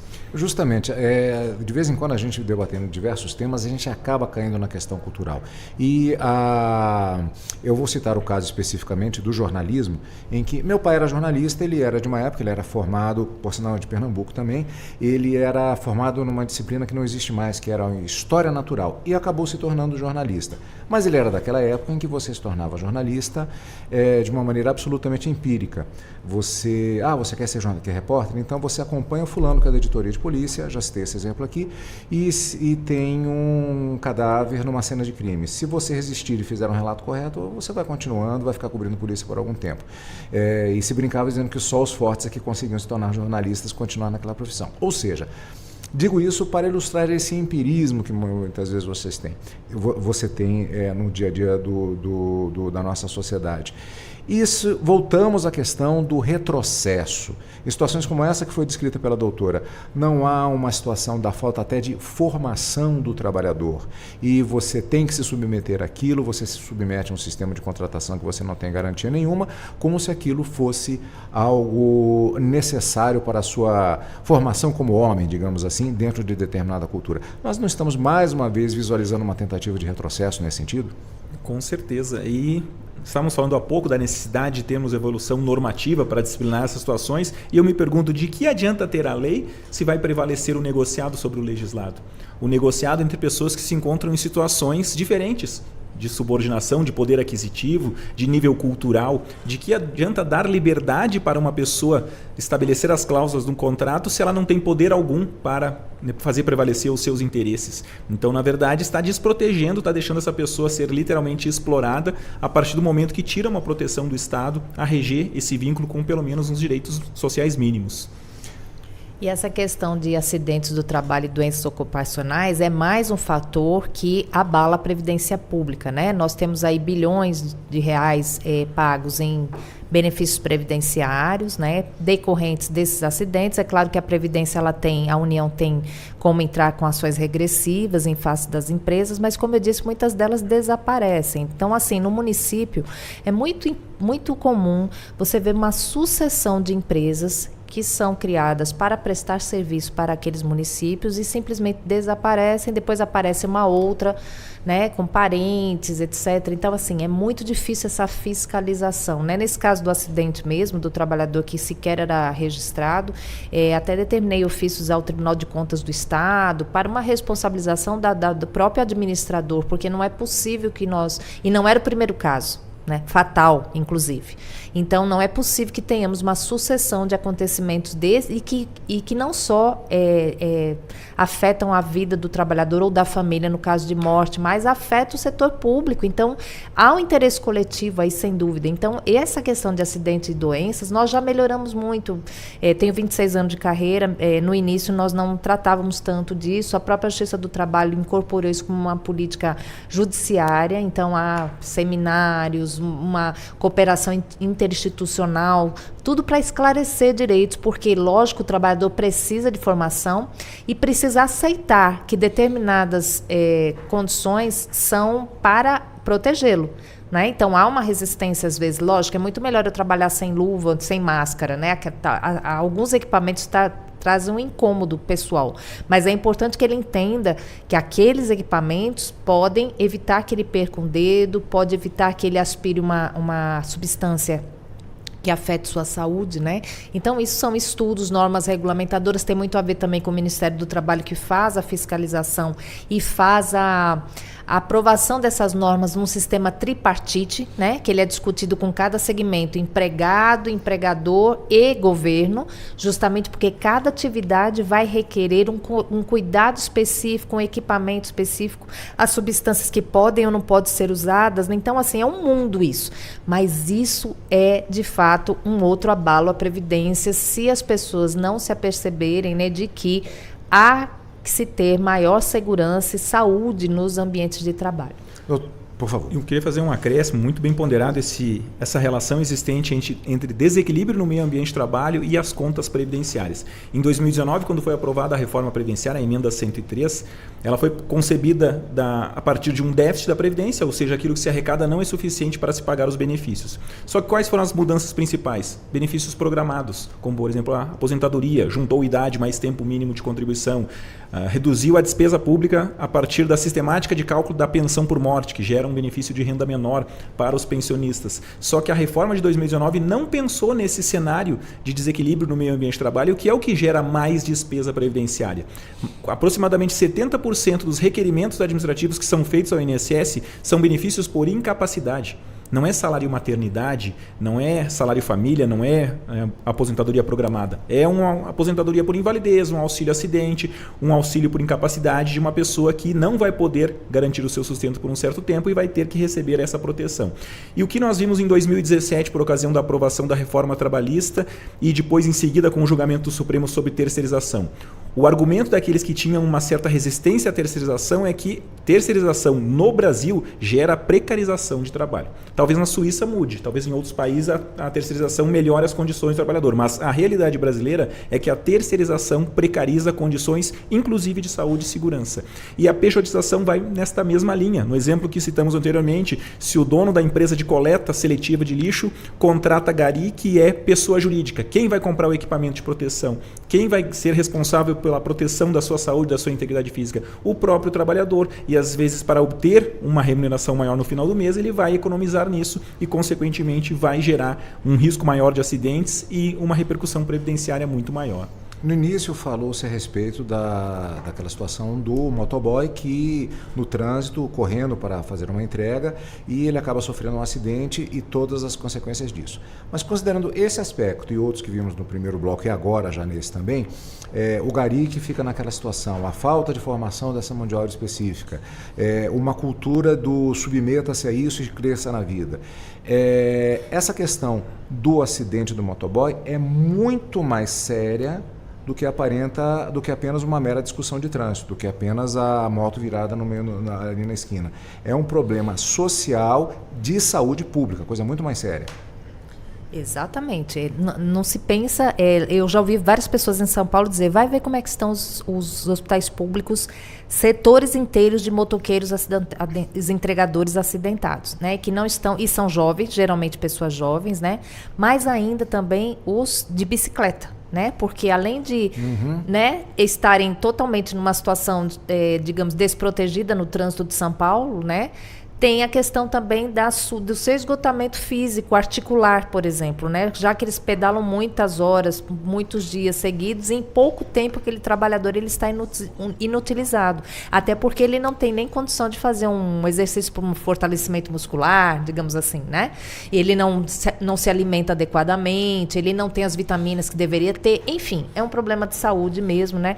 Então, esse problema da saúde pública, né? Da Previdência, não só dos benefícios previdenciários. E tem uma questão também, que aí o professor Fernando poderia falar até melhor, mas as atividades, as empresas, nós temos assim fatos que são isolados. Então, assim, pode acontecer uma eventualidade de um acidente que não foi previsto, deveria ser, mas não foi previsto, foi uma coisa totalmente inusitada, um defeito numa máquina, um erro do trabalhador, enfim. Mas nós temos atividades que são adoecedoras por natureza, devido ao ritmo, ausência de pausas. Então, por exemplo, né, já se falou muito de frigoríficos, né? E essas empresas, elas sofrem uma taxação na Previdência também, né?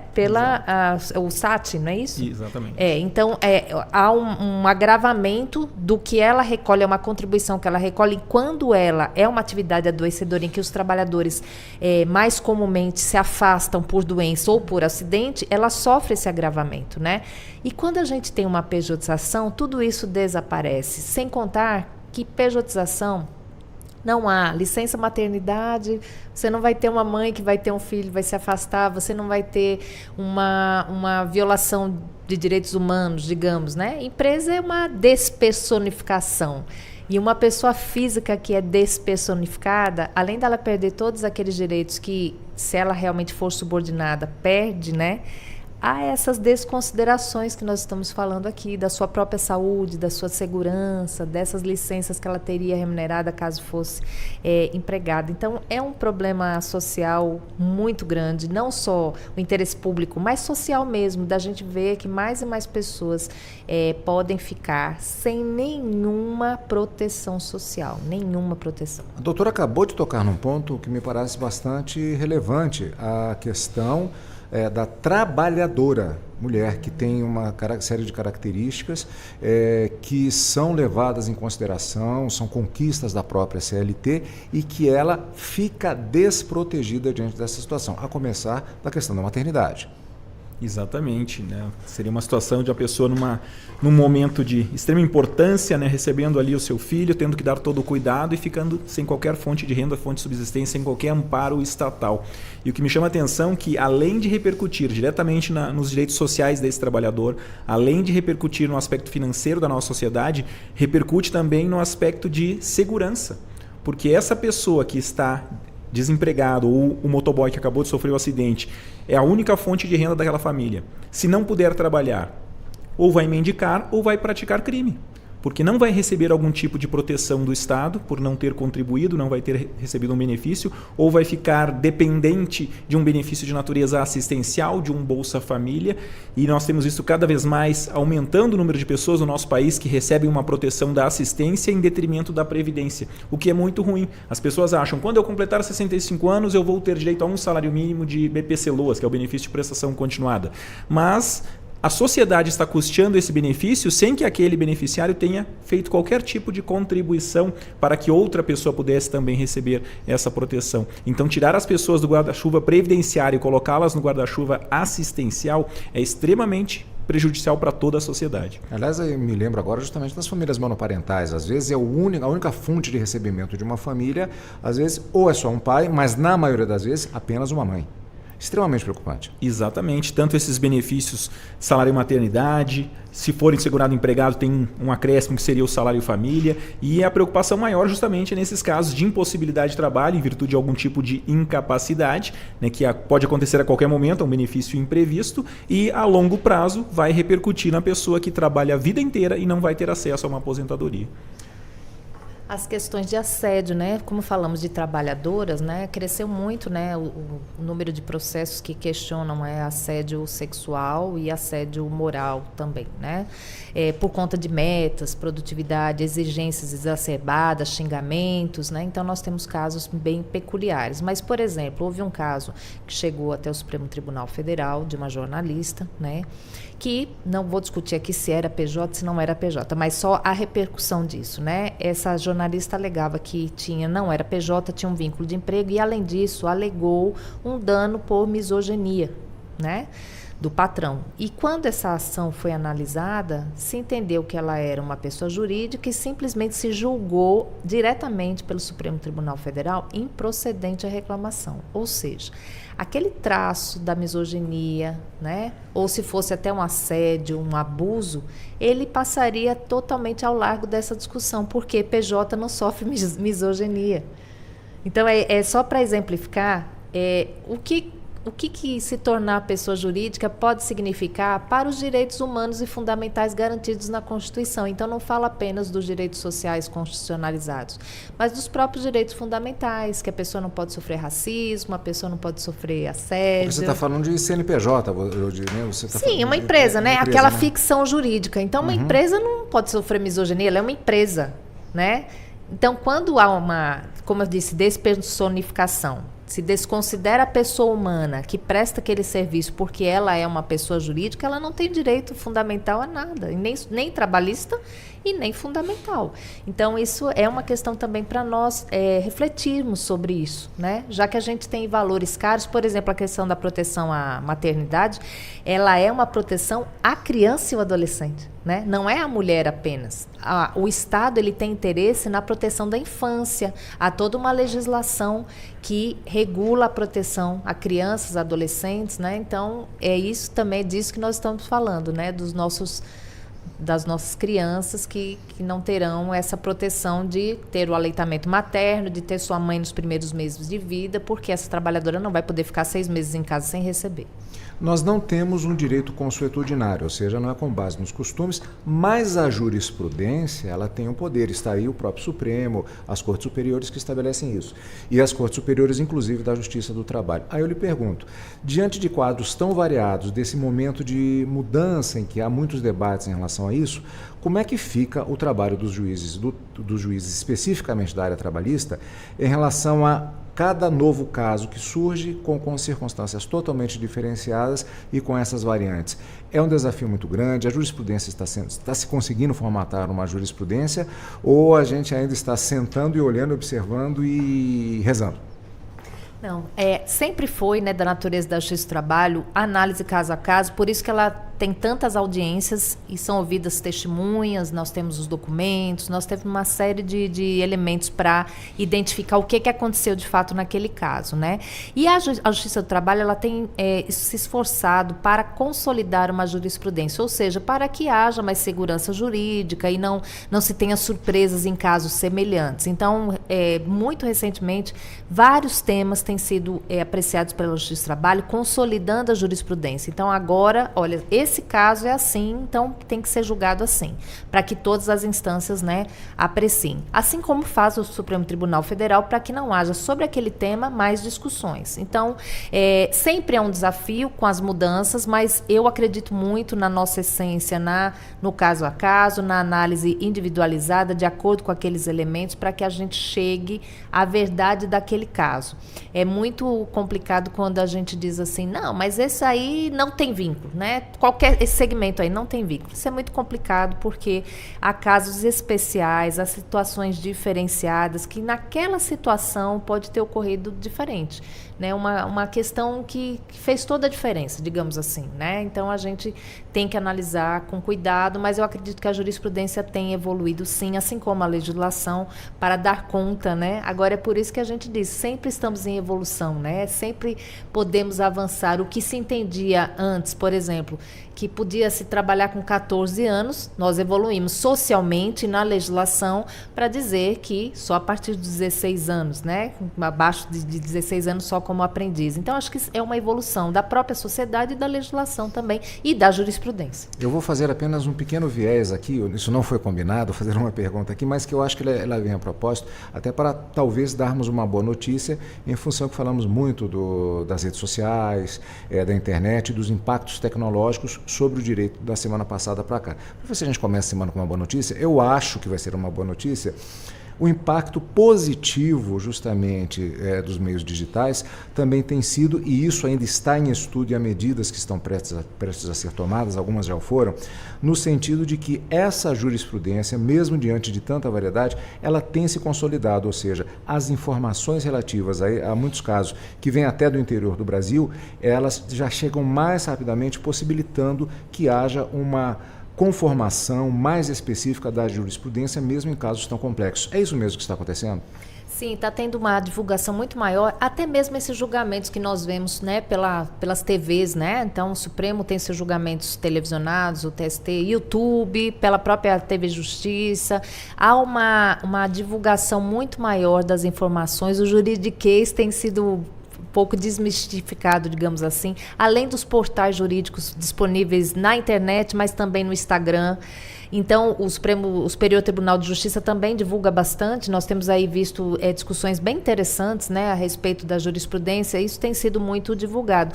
E, assim, eu faço um paralelo de análise, como eu falei, trabalho em zona rural e há 26 anos sou juíza, mas no início da carreira recebia trabalhadores rurais que era muito difícil a comunicação com eles, até deles entenderem o que estávamos perguntando e deles responderem o que estávamos querendo saber. Mas a evolução, a comunicação, ela trouxe uma evolução social muito grande e até nesses trabalhadores, eu particularmente noto essa evolução. Por exemplo, eu pergunto, o FGTS do senhor foi depositado? Ele responde, não, eu olhei o extrato, eu tenho a conta vinculada, o meu cartão trabalhador está aqui. E a Previdência, o senhor sabe dizer se o benefício vai ser concedido? Não, eu estive na agência da Previdência. Quer dizer, eles sabem exatamente o que nós estamos perguntando, porque a comunicação evoluiu bastante e esses mecanismos da internet, aplicativos, né? As lan houses pelo Brasil, que nem todo mundo tinha internet em casa, mas agora com o celular praticamente todo mundo tem, isso ajudou demais a divulgação dessas informações. Então, creio que evoluímos. É claro que temos muito a avançar, porque são questões às vezes complexas e que não chegam até o entendimento da população, mas que melhorou muito, melhorou, e eu acredito que sim. Vamos voltar para o motoboy. Aliás, alguma observação já específica a respeito desse ponto? Não. Mas vamos voltar para o motoboy em uma situação, claro que não emulando o conflito que realmente existiu, ainda existe, mas parece que pelo noticiário diminuiu um pouco, que é aquela questão o motoboy sobe para entregar a encomenda ou não, né? Como eu disse, o que se verificou foi até para se apaziguar o conflito social que começou a haver num determinado ponto, mas temos talvez uma comprovação nesse sentido. Você conversando com os próprios representantes da categoria, será assim, não, o entendimento é X. As próprias empresas dizendo assim, não sobe, não estou entrando no mérito. Mas isso também não é uma comprovação de que isso facilita o próprio debate no sentido do que é o direito especificamente. Temos uma perspectiva positiva nesse sentido, até sobre esse tema que estamos tratando hoje? Sem dúvida, até porque essa definição, se ele vai subir ou não para fazer a entrega, repercute no tempo que ele tem à disposição para fazer novas entregas e aumentar a sua remuneração. Eu lembro um tempo atrás tinha uma companhia muito famosa de pizza que fazia uma promoção pizza em 30 minutos ou você não paga. Então você pedia a pizza, marcava no relógio, se ela não chegasse na sua residência em 30 minutos, você recebia ela sem pagar. Só que o motoboy pagava.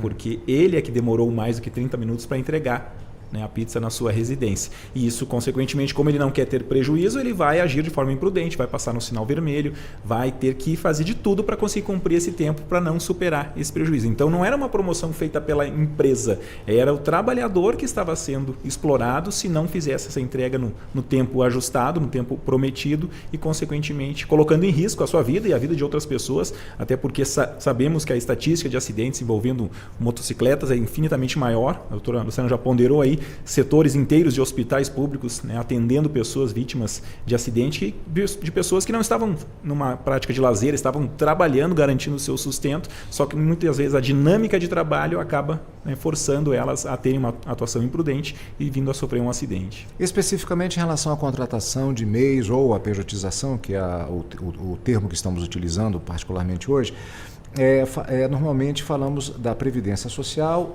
estamos falando mais em termos de INSS, questões federais. Mas a arrecadação em municípios e estados, ela também fica prejudicada de alguma forma? Sim, porque há estudos da Previdência de que em mais de 50% dos municípios brasileiros, né, se tomarmos em consideração aí 5 mil municípios que temos em mais de 2.500 municípios, o valor que o INSS passa para os aposentados é maior do que o fundo de participação dos municípios.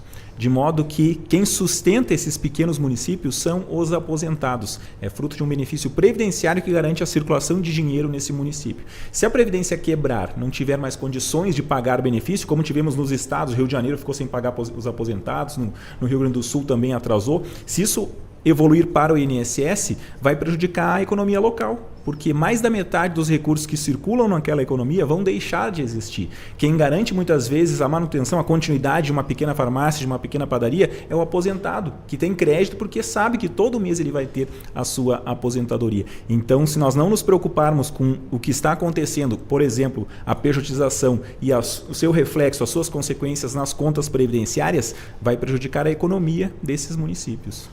E acrescentando a questão dos municípios, além dos aposentados, também quem faz circular a economia são aquelas pessoas que recebem os benefícios sociais, né? O Bolsa Família, o próprio trabalhador rural, que como foi dito aqui, que é uma atividade sazonal, ele tem também um benefício social que é seguro-defeso, enfim. Existem vários benefícios que justamente são previstos para essas situações em que as atividades são sazonais e que as pessoas dependem dele para consumir nesses municípios, né? Porque em regiões rurais em que não há outra atividade além do comércio, o rural, né? Então, se não houver esse equilíbrio do que eles recebem, a economia para. Então, fala-se tanto em economia, mas não se pensa nesse outro efeito que as pessoas ganhando menos ou não ganhando, né? Que não vão consumir, né? Então, isso é bem importante a gente falar também. A doutora falou do seguro-defeso, são daqueles aspectos, inclusive, do dia a dia, que quem está fora de determinados meios, às vezes, e isso é uma realidade, por exemplo, para pescadores, para pessoas que vivem disso. E isso é um elemento importante que, às vezes, nós aqui do meio urbano, às vezes esquecemos que isso existe. E é algo extremamente importante, como a doutora disse, a economia de uma determinada localidade, se a sistemática não funcionar, há uma ecologia, uma verdadeira ecologia, um sistema ambiental, economicamente falando, que ele simplesmente pode não funcionar se você quebrar um elemento desse círculo. Além do defeso, que realmente é a questão dos pescadores, lá em Pernambuco, por exemplo, não sei se é um programa da União ou se é estadual, mas chama Chapéu de Palha, que é para os trabalhadores rurais. Então, é justamente para ampará-los no período em que há uma entre-safra da cana-de-açúcar. Alguns migram para outros estados, porque até a cana-de-açúcar ela também tem períodos distintos, dependendo do estado, né, do país. Então, alguns migram, e aí quando migram, às vezes esses trabalhadores são escravizados, né, porque vão falsas promessas, endividados e acabam sendo escravizados. Então, tem realmente esses programas que são muito necessários, né, e que movimentam a economia em interiores em que não, além da prefeitura, além da cana, além do comércio, você não tem outras atividades, você não tem como aquelas pessoas trabalharem em outras atividades. Então, isso impacta diretamente no comércio local. Mesmo, doutor, eu fui direto, mas a gente falou muito sobre o Brasil profundo, falamos a respeito da realidade rural, mas nós temos diversas situações, por exemplo, na própria cidade de São Paulo, no município ou na grande São Paulo, que são aquelas denúncias e o trabalho da polícia no sentido do trabalho escravo, muitas vezes até com trabalhadores estrangeiros. Eu pergunto se há algum registro, por exemplo, de utilização das MEIs para disfarçar trabalho escravo nessas localidades mais urbanas? Há alguma coisa nesse sentido?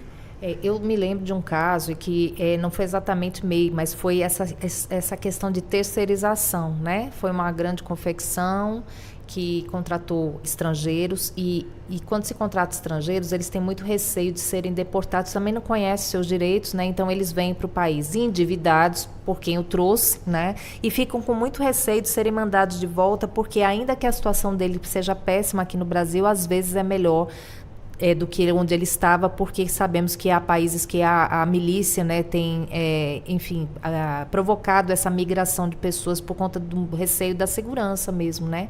Então, me lembro que houve um caso que o judiciário apreciou e que havia envolvimento de estrangeiros, inclusive adolescentes, né? Num local que era uma casa que era multifamiliar, sem menor condição, as instalações elétricas precárias, então tinha todo tipo de violação, e esse caso chegou até o judiciário e houve aí uma discussão a respeito de ser uma terceirização lícita, ou seja, de atividade fim. Mas aí a questão não era se a terceirização era lícita ou não era, a questão era não permitir que esses trabalhadores sejam escravizados, ainda que seja por uma terceirização. Então, essas diferenciações que são importantes fazer. É claro que a empresa vai dizer, não, eu contratei outra empresa e não tenho nada com isso, porque eu apenas queria o produto, mas ela tem a obrigação de verificar, por isso que a gente fala que é muito importante que haja uma responsabilização de cadeia produtiva, porque senão nunca ninguém vai ter nada com isso. Eu contrato uma empresa que contratou outra empresa, e aí lá na ponta, quando há uma terceirização, quarteirização, lá na ponta, como vai precarizando muito as contratações, certamente vai ter alguém escravizado e não é possível que as empresas, né, não tenham nenhuma responsabilidade com isso, porque há aí o interesse público também de não haver trabalhadores escravizados, é um compromisso internacional, e isso reflete até comercialmente no país, porque há países que não permitem que isso ocorra e não vão querer contratar com países que permitem que isso ocorra. Uma questão, falamos a respeito de instituições de contratação, mas a emissão de notas muitas vezes acaba atingindo diretamente a mim como consumidor. Eu peço um determinado serviço para alguém que é um prestador de serviço e ele tem que emitir uma nota. Há cuidados que podemos ter com relação a mesmo para garantir para aquele prestador de serviço que ele está legalizado, ele é pejotizado, ele tem uma pessoa jurídica, mas há notas que você tem que tomar cuidado para que você não possa, primeiramente, estimular alguma atividade ilícita e, segundo, você involuntariamente estar envolvido em uma atividade ilícita. É uma coisa que tem que se tomar cuidado também, doutor? Exato, até porque a emissão dessa nota vai deixar rastro, vai formalizar realmente essa relação jurídica. Então isso é extremamente importante ter esse tipo de preocupação e aquele que vai prestar o serviço muitas vezes vai pensar, se eu emitir a nota eu vou ter que pagar algum tipo de tributo, na forma simplificada ou não, vai desestimular ou até pensando se a depender do valor dessa nota pode ter algum tipo de repercussão em imposto de renda, se a pessoa vai ter que pagar imposto de renda. Então a tendência é sempre ter evasão de divisa, é sempre ter uma redução da carga tributária, porque essa informalidade que antes era um vínculo de emprego, agora é um vínculo de pessoas jurídicas, né, uma contratante e uma prestadora, certamente vai prevalecer para atender tanto o contratante, reduzir a sua carga tributária, como também esse que está prestando o serviço, e aí vai ser um incentivo a não formalizar essas contratações. Quer dizer que aquela notinha que você, quando chega no caixa, e a pessoa assim, quer que emita a nota por e-mail ou quer a impressão. É importante a obtenção dessa nota por todas as garantias necessárias justamente por essa emissão de nota. Exato, e até mesmo para toda a sociedade, porque é isso que faz com que haja incidência de tributo, né? Quando nós vamos num restaurante, num supermercado, é extremamente importante pedir essa nota fiscal para se certificar que aquele que está comercializando, que está vendendo, está pagando a tributação devida em relação a essa relação jurídica. Então nós não podemos, né, permitir que isso seja culturalmente introduzido como algo comum. Essa informalidade só vai nos prejudicar enquanto sociedade. Existe algum registro do ponto de vista de emissão de notas falsas? Isso tem acontecido? Desconheço. O que mais acontece é a não emissão, é a subnotificação dessa relação jurídica, né? Doutor? E a formalização é sempre importante, até nas relações de trabalho ou, né, tudo que puder a empresa formalizar, né, a entrega de equipamentos de proteção, a questão da jornada de trabalho, a questão dos pagamentos que são realizados. Quando essa empresa se documenta, ela tem uma defesa muito mais facilitada, né, do que ficar na informalidade ou no contrato verbal. Tudo isso é muito ruim para a empresa e para o próprio trabalhador também, porque não tem como provar as condições de contrato.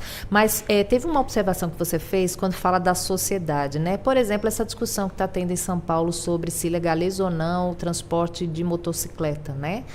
Isso está no bojo, por exemplo, da discussão, tem que ter liberdade no mercado, né? Deixar que as pessoas prestem seu serviço. Mas por que está tendo tanta confusão nisso? Porque a sociedade também é diretamente prejudicada caso não haja uma mínima regulação. Nós vamos, então, colocar as pessoas sendo transportadas de motocicleta, muitas vezes sem habilidade, o condutor sem nenhuma habilidade para isso, sem que ninguém se responsabilize, né? O próprio transporte de motoristas por aplicativo, não vamos falar Uber, porque na verdade esse nome é indevidamente utilizado para todo tipo de transporte por aplicativo, mas nós vemos que a população muitas vezes está sem segurança nenhuma, tanto em termos de condução, direção defensiva, quanto pessoas que não são exatamente motoristas trabalhadores, são criminosos que se revestem de motoristas de aplicativo e a população sendo colocada em risco sob todos os aspectos, né? Então, os governos têm que se preocupar, então, liberar as atividades, sim, temos uma liberdade econômica e uma diversidade de prestação de serviços, isso é bom. Por outro lado, temos que ter a mínima regulação para que a população também não fique totalmente desprotegida e sujeita a qualquer tipo de violência e violação. Aliás, essa discussão com relação aqui em Brasília mesmo, sobre a utilização, as famosas vans, que durante o período houve uma regulamentação, só que a doutora já adiantou, o cidadão fica totalmente desprotegido. Aliás, no caso do transporte dos mototáxis, quem paga se houver um acidente que acabe ferindo um passageiro? Isso é uma questão a ser levada em consideração com toda certeza. Pois é, porque a empresa vai dizer que ela não tem responsabilidade. Aliás, ela nem se diz empresa de transporte. Ela se diz empresa de tecnologia que faz uma mera intermediação entre interessados. Você que quer ser transportado e aquele que quer transportar. Então, ela não assume nenhum tipo de responsabilidade. E aí vai cair novamente naquele condutor da motocicleta, que muitas vezes é alugada, ele nem a motocicleta tem, né? Não tem, como eu disse, uma habilidade para aquilo e a população fica realmente muito desprotegida. Então, se antes nós tínhamos a ideia de que o taxista, pelo menos, ele vive disso, ele tem que fazer direção defensiva, ele tem que apresentar antecedentes criminais, nenhum tipo de exigência desse tipo tem sido vista para motoristas e condutores de aplicativo. E aqui não estamos criminalizando ninguém, só dizendo que havia regras que eram previstas e que hoje há uma liberdade muito maior, mas penso que a sociedade também tem que ser colocada nessa conta. Nós, a sociedade, todos nós, né? Eu não sei se... Eu tomo cuidado com essa comparação, que eu não sei até que ponto ela é justa, inclusive considerando questões culturais, mas às vezes eu me lembro pegar um táxi em Londres. Aqueles taxistas daqueles carros específicos, aqui até se pede uma determinada padronização dos veículos, mas eles têm que passar por provas sistemáticas, inclusive de conhecimento do próprio mapa da cidade em que eles operam. Eles têm que ter um conhecimento profundo, respeitar determinadas regras. Em outras cidades, até europeias mesmo, eu já vi alguém dizendo assim, já estou comprando um carro e eu vou comprar um GPS. Peraí, mas você não sabe nem chegar naquela zona da cidade? Não, mas o GPS me leva. Né? E a gente já viu o que acontece, isso no Rio de Janeiro, por exemplo, o que já aconteceu. Acho que nem houve responsabilização eu nem lembro, já sabe de que caso estou falando, mas eu não lembro o que deu aquilo. O GPS colocou a pessoa dentro de uma comunidade sem ele saber, nem o passageiro, né? E deu no que deu foi o GPS. E fica por isso mesmo. Eu não sei exatamente no caso em tela qual foi o resultado, mas a tendência é só para lembrar nossos amigos ouvintes, agora são 16 horas e 51 minutos, nós estamos acompanhando nosso debate da tarde de hoje sobre pejotização, déficit previdenciário e arrecadação fiscal. Os nossos convidados de hoje, a doutora Luciana Conforte, presidente da Associação Nacional dos Magistrados da Justiça do Trabalho, ANAMATRA, Dr. Fernando Maciel, mestre em Direito das Relações Sociais e professor de Direito Previdenciário. Com relação a projetos que estão tramitando, tratando dessa questão, o Congresso Nacional, evidentemente, acompanhamos, sabemos que é sensível isso, mas podemos fazer um mapeamento de como está a expectativa de legalização, aquela abacácio que eu falei anteriormente, né? Há um debate sério acontecendo que pode fazer com que os magistrados da Justiça do Trabalho e o cidadão brasileiro e os advogados tenham uma perspectiva de que poderão se encontrar soluções legislativas e judiciais para essa questão?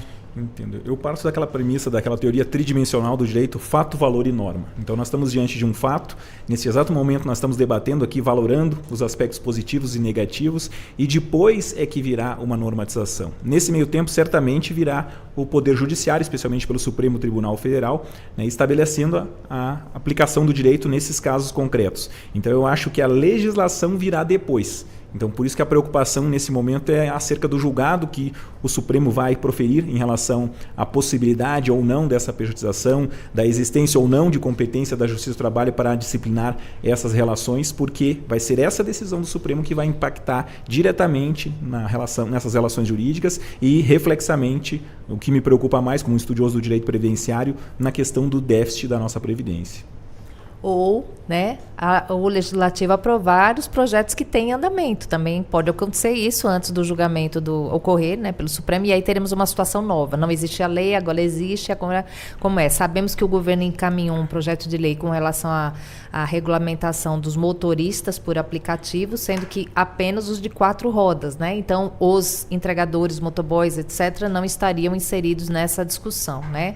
E aquele projeto, por exemplo, ele tentou dar uma regulamentação em relação a horas de trabalho, mas há um problema ali, porque como ele prevê que não há exclusividade, de fato não há, como limitar essa jornada de trabalho se ela será para várias plataformas, né? Então, o controle disso é bem complicado.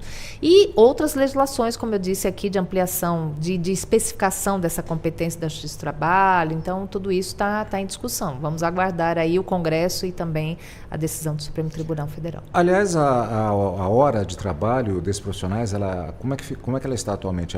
Existe alguma regulamentação? Nesse projeto de lei, eles tentam prever um valor, né, para a hora que incluiria despesas também, né? Foi feito todo um cálculo de combustível, etc., né?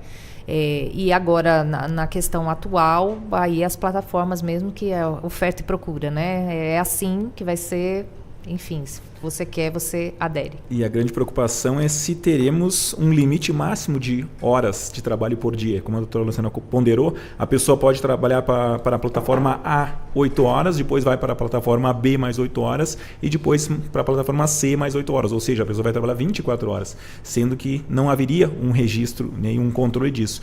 E a gente já experimenta a situação, por exemplo, com profissionais da área técnicos de enfermagem, que em tese adotam uma rotina de 12 por 36, mas na verdade é o contrário, né? 12 por 24, 24 por 12, porque a pessoa sai de um hospital, vai para o segundo, vai para o terceiro, sem qualquer tipo de descanso. Então, muitas vezes a legislação de forma individualizada prevê um certo limite de jornada para garantir a saúde e a integridade física desse profissional e também para as pessoas que ele atende, mas muitas vezes conseguem desvirtuar essa limitação até por uma tentativa de aumentar a rentabilidade, né, o ganho daquela família, e acaba prejudicando a finalidade da norma, que é ter essa restrição. Isso me lembra muito a questão dos caminhoneiros, né, que jornadas exaustivas na tentativa de fazer a entrega de mais de um frete ou de uma distância grande, a utilização dos famosos rebites, se eu não me engano assim, que né? E outros tipos de substâncias, né? Isso também é um problema social gravíssimo, porque as pessoas estão pelas estradas aí tendo que cumprir sua jornada sem parar, porque eles agora são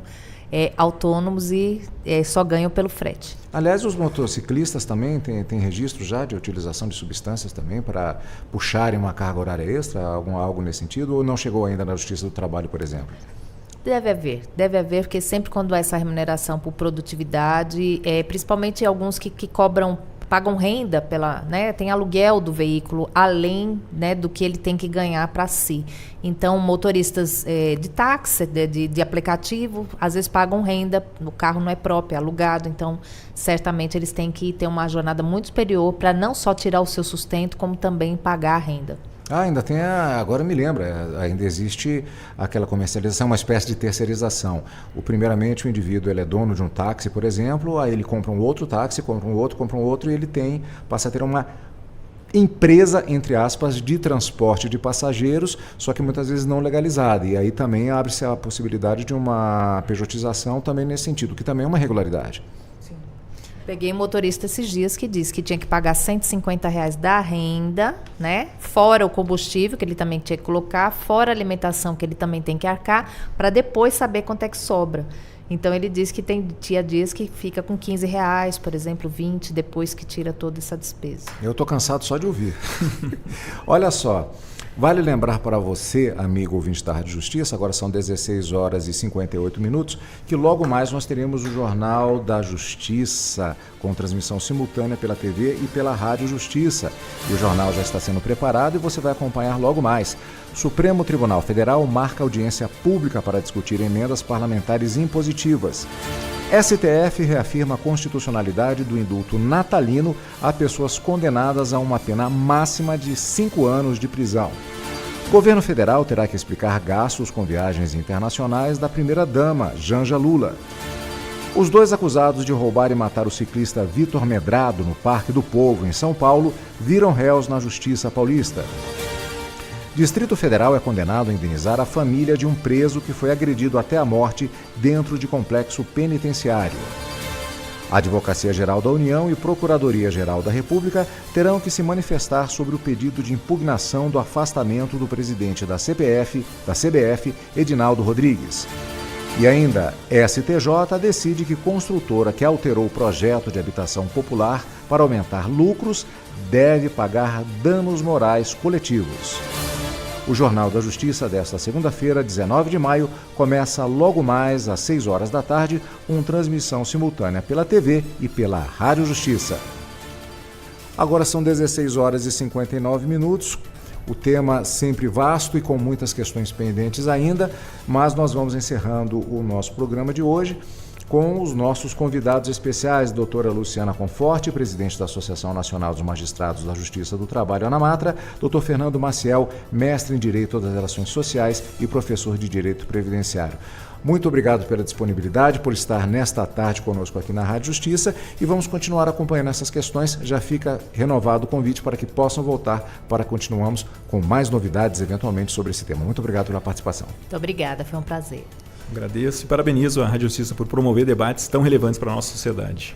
Aqui em 104,7 FM, onde você sintoniza os seus direitos. A Rádio Justiça apresentou Justiça na Tarde. Secretaria de Comunicação Social, Supremo Tribunal Federal.